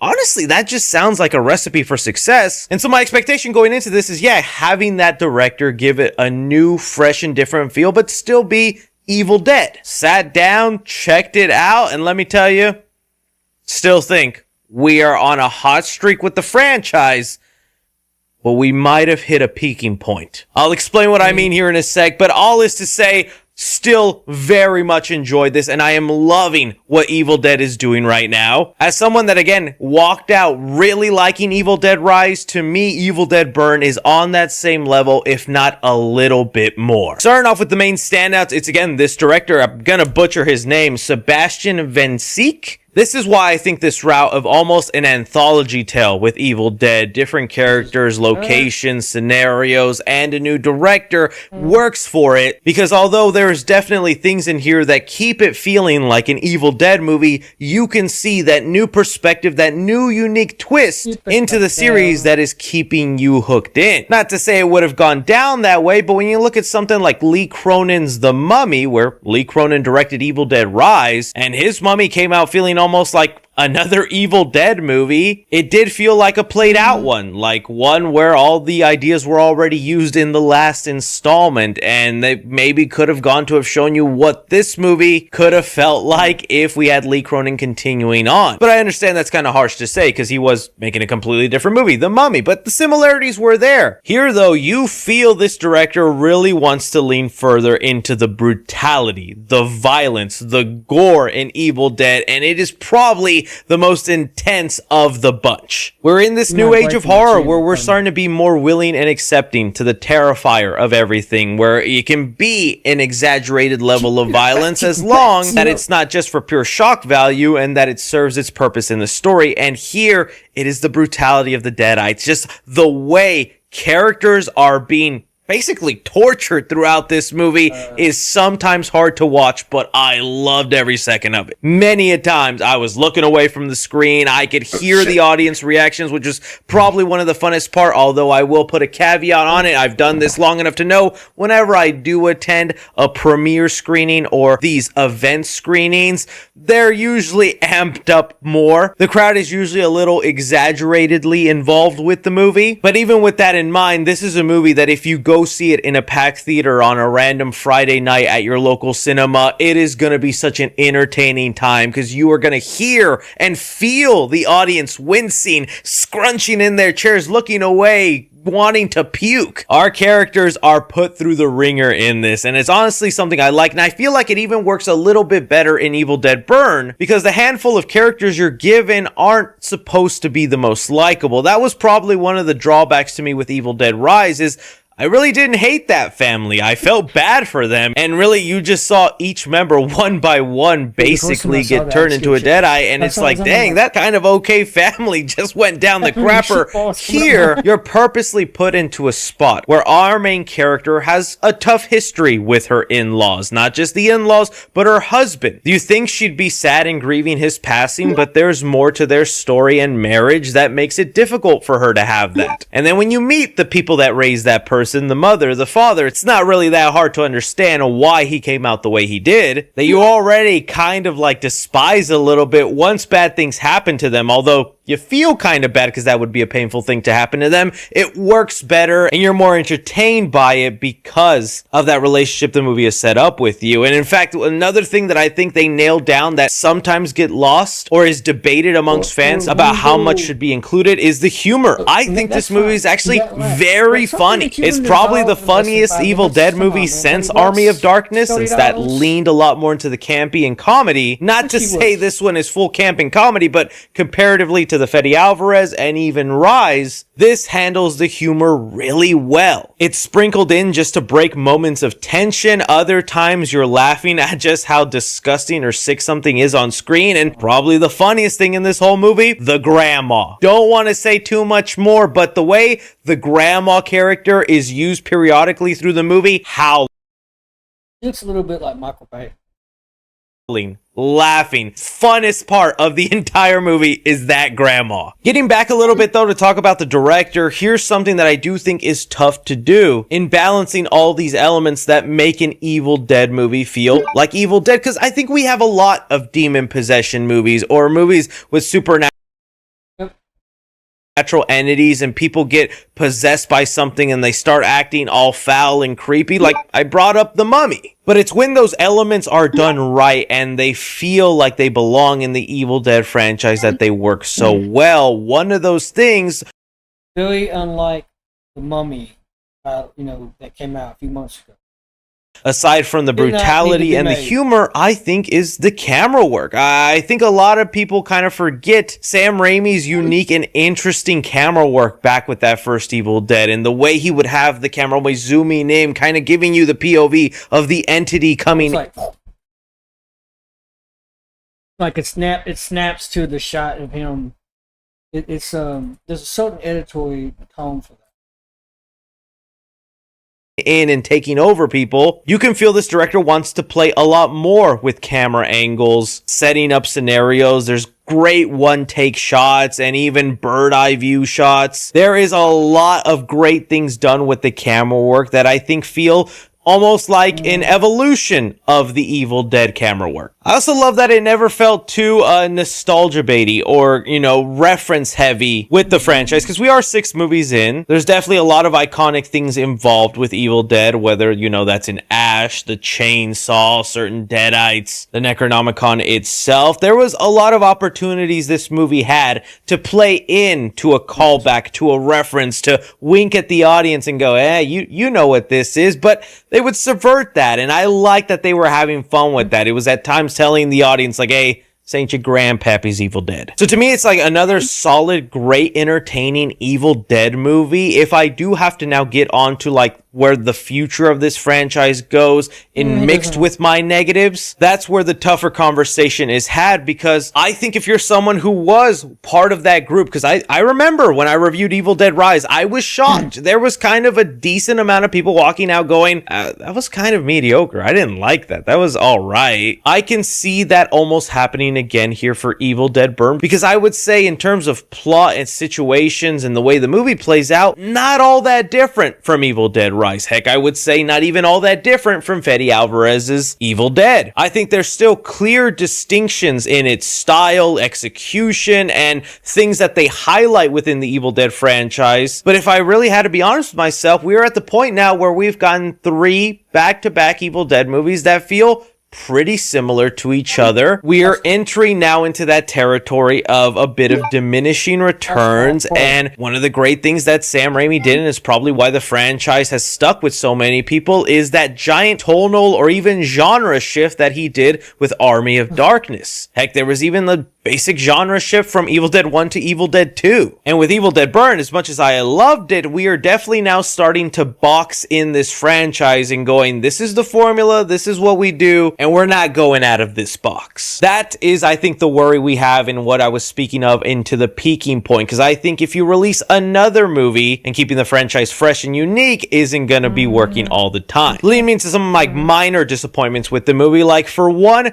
we actually do get like tiny bits of lore into the universe. I don't know if with the Evil Dead world, it's a lot like kind of like with Michael Myers and his motive for killing, or with other, you know, characters where they like the secrecy, the mystery. We don't want to know too much about the Necronomicon, where it came from, or its purpose. That's kind of the fun. I don't know. I think it's the point I'd love to know more about the Necronomicon, where it comes from, why there's 3 books. I mean, there's been like little Easter eggs and drops even back in Rise. They had like that tape that was playing where like you could even hear the voice of Bruce Campbell, Ash. And this movie gives you nuggets, and I mean nuggets of pieces of lore. There is the introduction of this item that I thought was really fascinating, and I was waiting for the movie to kind of dig deeper into it, explore it more, and it just barely scratches it. Maybe it was for the best, because again, if you dive too deep into it and get too concrete and adding some big canon, it could turn off fans. But I feel like this teasing only works so well, where now, like, I'm hoping that's what they're doing with Wrath. They know this has to be the last, and they got to switch things up, and Evil Dead Wrath might actually be a very tonally different movie than what we've gotten so far. A small negative, but I think is going to be a big one for some people. If you were triggered by animal violence, like I know my lady does, anytime I show her a movie and a dog gets hurt, ooh, best believe she is gonna give me the stare of death and say, why did you just show that to me? And I do just want to put that out there for anybody else. There is a moment where this movie is brutal and unforgiving even to animals. And I was quite shocked by that scene, to be honest with you. Only other thing is, I think the story does take a while to get going. I think the first act, I was starting to feel worried about the movie, and I was thinking, I don't know if I'm liking this setup. These characters seem all right. It's giving more of a feel of just a formulaic sequel, but it's once you get to the house, people start turning to deadites, a lot of the gory, bloody, violent things, and humor kicks in, and it's just a fun ride that doesn't stop. But still, though, I do think there will be, again, that loud minority of people who want the next Army of Darkness kind of movie, or want them to switch things up. They don't want the Evil Dead just to be, hey, group of people, they read a book, people slowly turn into these demons, and then movie ends. I'm not tired of it yet. I could see myself getting there, but as far as it goes,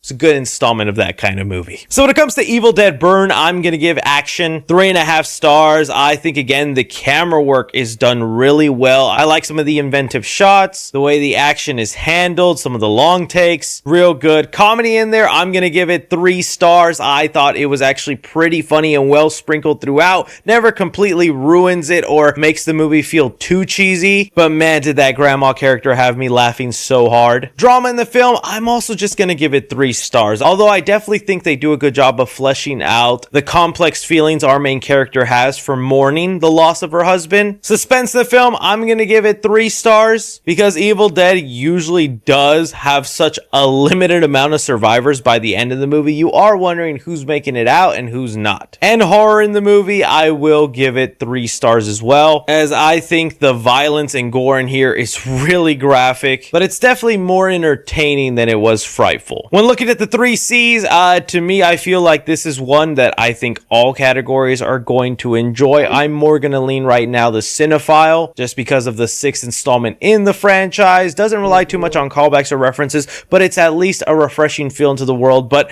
you can jump into this without having seen any previous Evil Dead, but there will be small things in there for longtime fans. So when it comes to Evil Dead Burn, to me, this is definitely one I'd recommend checking out in theaters. Again, that's just my opinion on the movie, guys. I really quite enjoyed this. I'm curious to hear from you, especially on my take of whether we keep making, rinse and repeating movies of this style like the last 3 Evil Dead. Do we switch up the genre? That's probably an even bigger risk. What do you think can keep things feeling fresh and new? Anything and everything, be sure and like, subscribe, follow me on Twitter at 3C Films or on TikTok at 3C Films. But as always, I'm Chris. Take care. Probably not. Oh, that's bad. That's bad.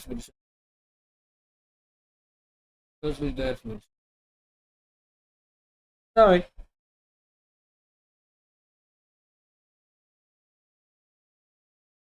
Start the review. I really wanted to show off this sick Buzz Lightyear shirt I got. Culture Kings, not sponsored at all, genuinely. Like, I bought this because I thought it was hilarious how giant Buzz's face is, but pretty dope shirt. I mean, there's more on the back.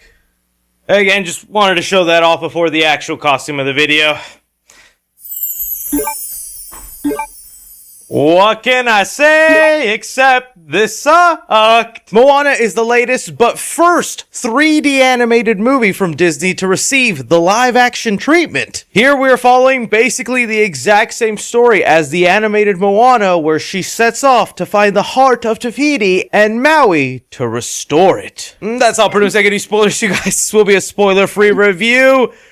What are we doing? What am I doing? Look at me. Look, when it comes to these Disney live action movies, I actually might be one of the last people to the party of just instantly hating them anytime they're announced or they come out. I admit I have really yet to find a Disney live action remake that I prefer over the original, or heck, if I just want to randomly decide to watch that one over the original, but there have been ones I've thought were all right. I really enjoyed the Aladdin one. The Beauty and the Beast remake was fine. Genuinely, even with as awful and as overplayed as these have become, I am still holding out for the hope of a live-action Hercules movie. Disney, do that and then stop forever, please. But when it came to Moana, man, it was just a different level of sleazy cash grab. I don't even like to use that word because every movie in existence is a cash grab by definition. Their purpose is to grab some cash and continue the flow. If you are making movies to not earn cash and grab that, you're doing it wrong. But here, it's the beginning of a new trend. It used to be 2D animated movies where I wouldn't say it makes complete sense to adapt those, but there is at least a bigger jump from that format to live action. But here with 3D animated movies, that jump doesn't feel as huge because sometimes 3D animation can mimic actual look of realism while still keeping that cartoonish, exaggerated look that works for that format. That and the original Moana does not even feel that old. The second movie that was also just okay came out not that long ago. It just felt like, why are we doing this? So I really had no excitement, but I was hoping to somehow be blown away or get just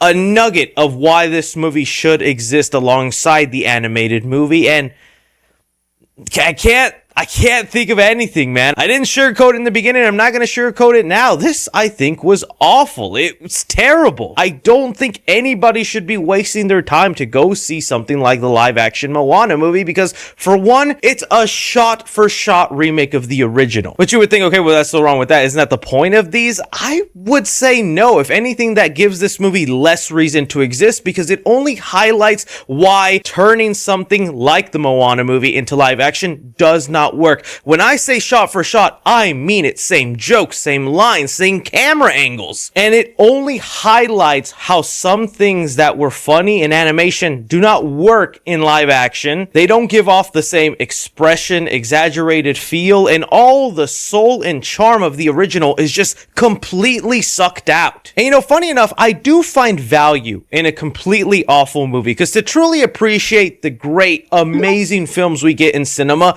you have to be able to sit through a couple of films like this where you were just like wanting to claw your eyes out. And so that's really where I'm taking this review, as a learning experience and dissecting why did this feel like a 5-hour movie. That's another thing. When it's a shot-for-shot remake and you're not providing anything new, I highly recommend you do not watch the original animated movie right before seeing this because it'll only make the experience of watching this film 10 times worse. To me, it's been at least like 2 years since I've seen the original Moana, and even then, with this movie just doing shot for shot, line for line the original movie, it made it almost a torturous experience to sit through. And it's ironic because you have Dwayne Johnson, who did the voice of Maui, and I think he's great as the voice of Maui in the animated movie, and it only makes sense that he's then the live action version of Maui, but just the look they went with him did not work. Putting this muscle-padded suit, that awful wig, paired up with the abysmal lighting and aesthetic in this movie. Like every time Dwayne or any human character is given a close-up and you can clearly tell they're in front of a green screen, a blue screen, with artificial sunlight hitting their face, it is a film that is giving the aesthetic of a car commercial. Like, genuinely, I have seen State Farm commercials with better cinematography than what is done in this movie. That Batman ad they put out, way better lighting, shadows, contrast than whatever was here. Every time Dwayne was popping up, I was just half expecting him to pull out a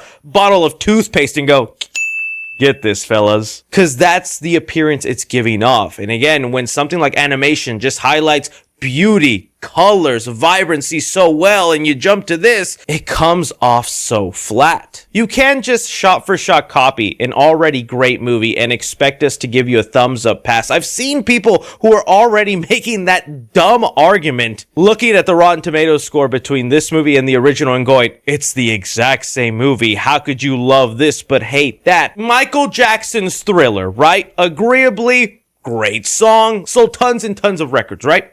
If I right now just started word for word singing Thriller to you, okay, send me my Grammy. It's the same song. I'm still doing the same. This is Thriller night, and no one's gonna get up. Okay, maybe I need to look up the lyrics, but you get my point. Just re-regurgitating word for word something does not automatically make it as good or of the level of the original. But I guess I kind of get it now why people don't like it, because the whole it's the same thing but live action trend or trope they're doing.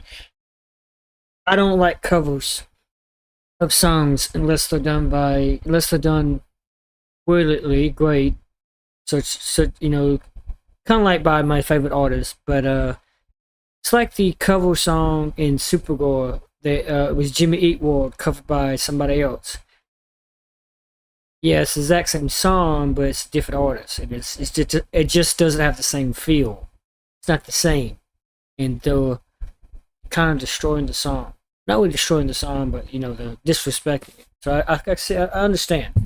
Always understood why Disney still did this. They were like an infinite money glitch that they could just pop one of these out, put as little effort into the film, and for some reason audiences were glued to this, but looks like that is going away. The box office tracking for this movie is not that strong. It's looking to come on the lower end, much like the live action Dumbo and the live action Snow White movie. Audience, I think, are picking up on this just regurgitation and half put together movie that they just crave the original. They crave something new and unique. But at the same time, I also don't know what is the correct way to go about these live action remakes. Have it our way, I think a lot of us would say, well, just don't do them. But I do think there is room for them to exist if they are being transformative, if they are doing something like, I think the live action Cruella movie, I know not necessarily based on a movie exactly like that, but I thought that's something good because you had a different angle, a different story. And I felt there's opportunity to do that, especially with a lot of like the older Disney animated movies, whether it was a Pinocchio, a Snow White, or Cinderella, films that were like an hour and 10 minutes long. There is room for you to build on the foundation of those films, whether diving into the backstory. Like, I'm still thinking it was such a missed opportunity with the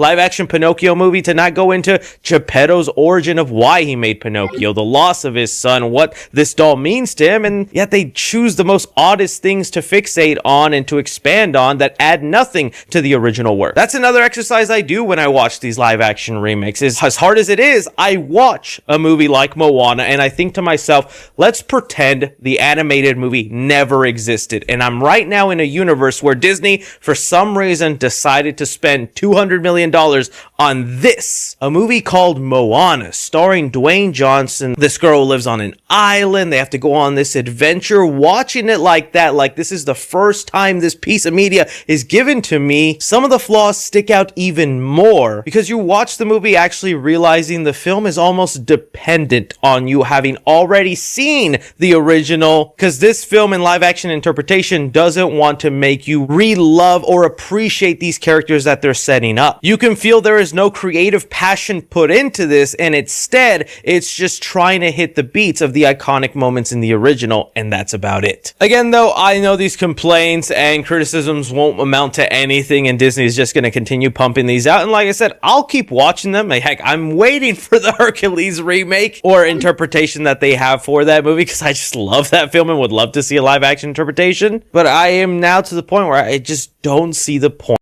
Hercules was my first movie that Hercules was the very first movie that I saw in theaters ever. It was my very first theater experience.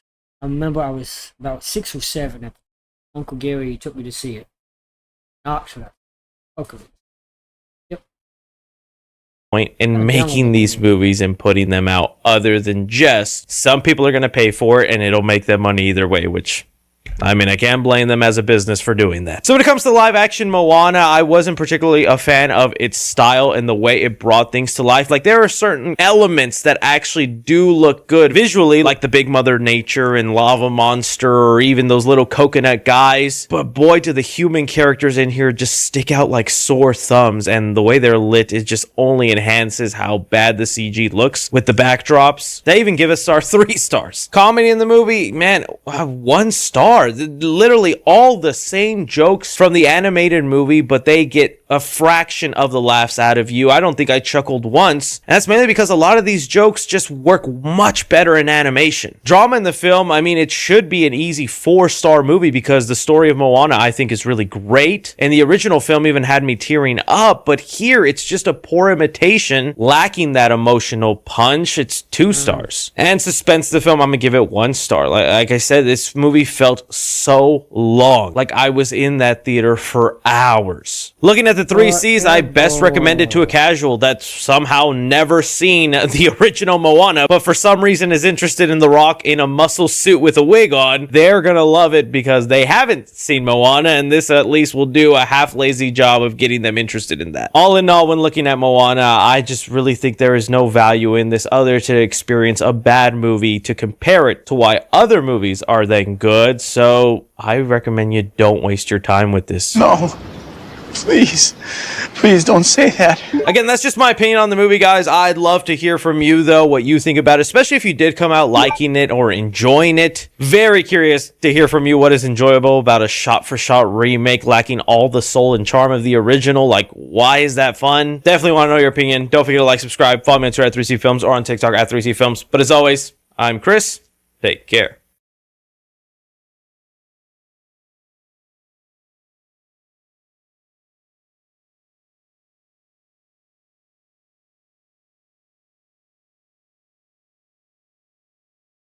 In-laws are the worst. Am I right?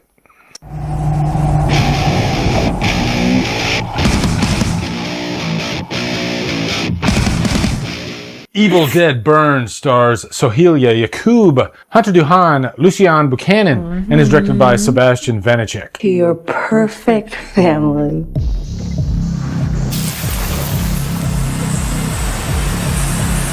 What's up, guys? Welcome to a brand new 2026 review and a brand new Evil Dead movie. I think probably the most consistent horror franchise out there besides Scream. People bitched about Scream 7. You know what? It's a Scream movie, okay? It wasn't like Halloween Ends or anything, although I love Halloween Ends. But yeah, I'm just saying it wasn't that different than any other Scream movie.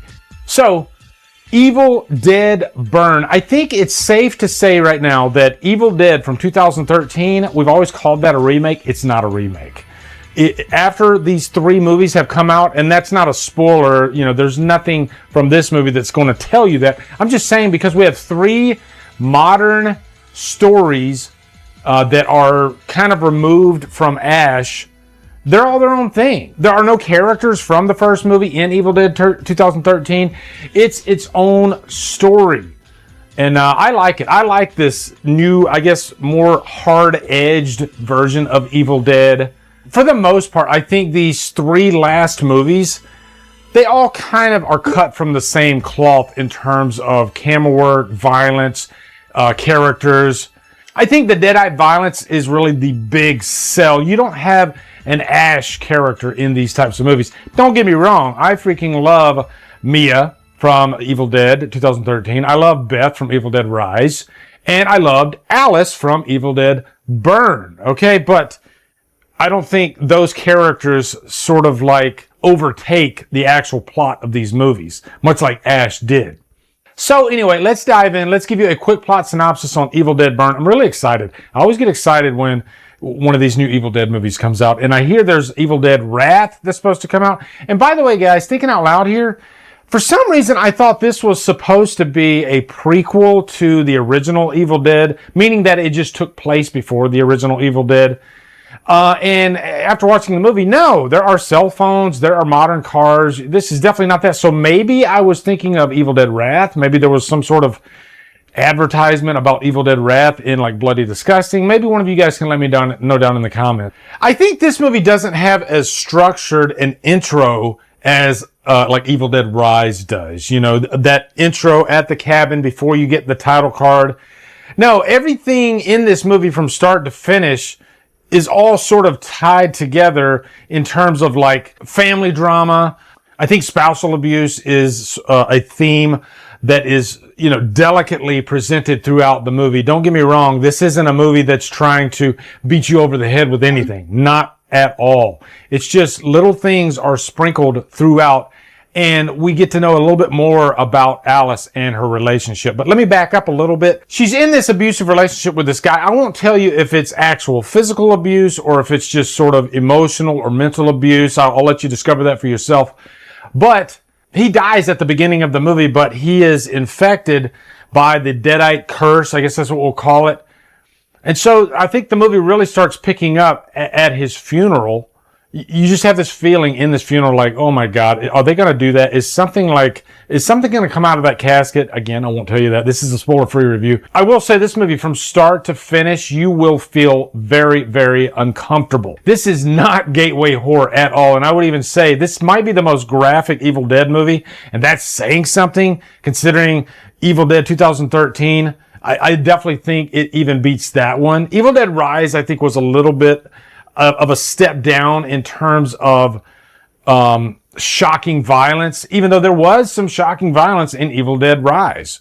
When you're calling an Evil Dead movie, light, that's saying something, because Evil Dead Rise, if it wasn't called Evil Dead, it was just a separate horror movie, there would be more than enough violence to categorize that movie as like a hard R rating. But it just happens to be in the Evil Dead franchise. But the structure of this movie is sort of different than the rest of the movies. It's not laid out like a group of people in a location and then a Deadite comes to them and then things really go haywire. No, there's plenty of Deadite violence, but I think it's just more unpredictable with the directions that it goes.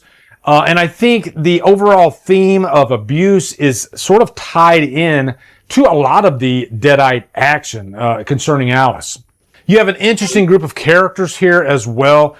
This is Alice after her husband's death in the house with her in-laws. And they're not the nicest people at all. And, you know, they're already mean to begin with. And then when you sprinkle in a little Deadite spice in there, you can imagine how far this thing goes.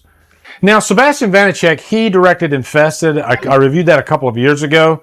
I was, worried. You got this young director that's foreign. He's French.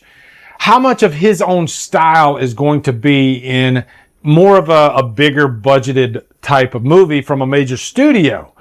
This feels like a Sebastian Vanacek movie. With Infested, he definitely brings forth his own kind of breakneck style in terms of like camera work and even direction. And I love that is applied to Evil Dead. I think his style fits this franchise perfectly, especially these later movies. And I would say directing wise and just being creative with the camera and really choosing so many different options as far as like laying a scene out. There's even a scene that's like a one take shot that feels like it lasts for a few minutes, which is really cool.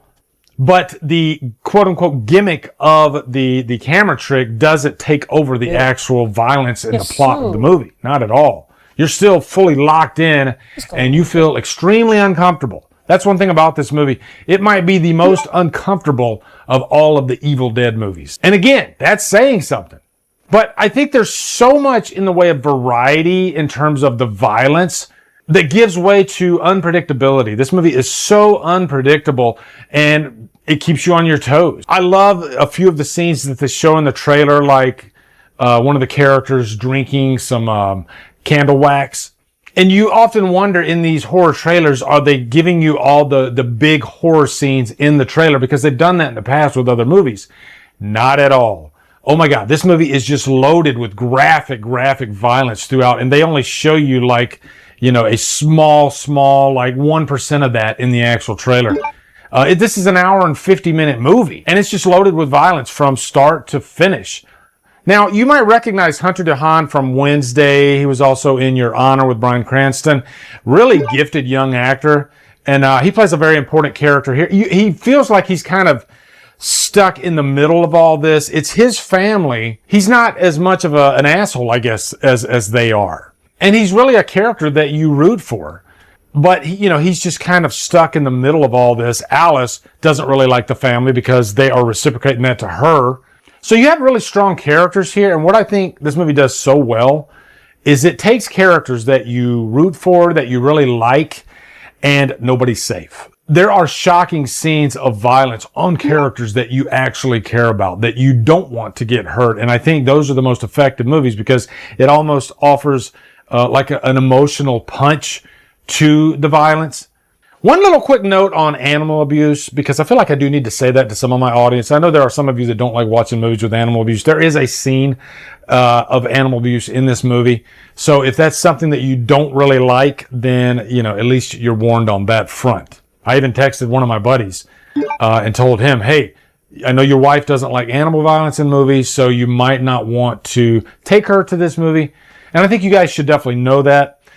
In terms of like the overall tone of the movie, it's really serious throughout the whole thing, but there is definitely a little bit of humor here with the grandmother who is like in, Alzheimer's, dementia. And she's just completely out of it throughout the whole movie. She doesn't know what the hell's going on. And I think you definitely need that little comedic break just so you can catch a breath. And there is definitely one funny scene that had the whole theater kind of erupting in laughter.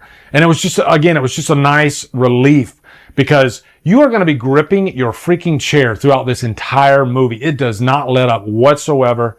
And again, this is not gateway horror. If you're not into super, super violent horror movies, then you might want to skip this one, okay? I happen to love this type of stuff. I love Evil Dead. Evil Dead's like one of my favorite franchises. It's fantastic.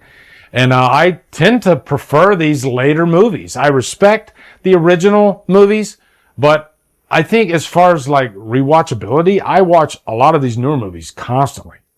And I'm definitely thinking about doing a ranking of like the most consistent franchises. Definitely Scream, definitely Evil Dead. But if you can think of another really consistent horror franchise that you'd like me to throw in there, let me know, okay? So for a rating for Evil Dead Burn, fuck it. I'm giving it a Trapped on an Island. I'm sitting here racking my brain trying to think of something that I don't like about the movie, and I can't think of anything. I think it's a perfect, and I hate to use that word perfect, but as far as an Evil Dead movie goes, I think it gives you everything you could possibly want in an Evil Dead movie. And I think Evil Dead movies are supposed to be uncomfortable. I think there are scenes that you're going to question. I don't like how I feel right now. And I think that's intentional. I think that true horror is supposed to make you feel very uncomfortable. And I think oftentimes we get a little spoiled with horror movies that are what I would call roller coaster rides. And they're just really, really fun. Maybe they're the kiddie roller coaster. I don't know. But this is definitely the most dangerous roller coaster you could possibly imagine. Okay. So yeah, Evil Dead Burn. A lot of you guys are seeing this weekend. Let me know what you guys think down in the comments. Looking forward to hearing your thoughts. Maybe I'll do a spoiler review because there's definitely some things you could talk about, especially in terms of the kills. Oh my God, there's so many great ones. So maybe I'll do that one. Let me know if you want me to. Be sure to subscribe to Drum Dums Extra. I just dropped a Halloween-related topical video over there comparing Rob Zombie's Halloween movies to the David Gordon Green trilogy. Check that video out for sure. Subscribe to Extra. Come over to Killer Flicks where we talk horror all day and every day. And on Fridays, we do Free For All Fridays. Follow my Drum Dums on my social. Support me on Patreon. Become a channel member. Buy me a coffee. Anyway, guys, thank you so much for watching. Have a day and Rum Dum out. Says that way too fast.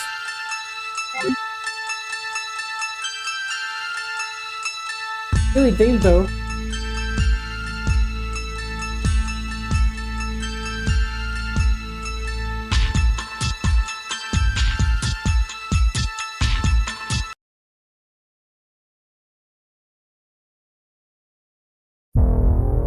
You know what? This is actually quite a page turner. Why don't you come down here so I can suck your cock, pretty boy? Hit his wife. I don't know how far I'm going to go. I will lead with that one. How about that?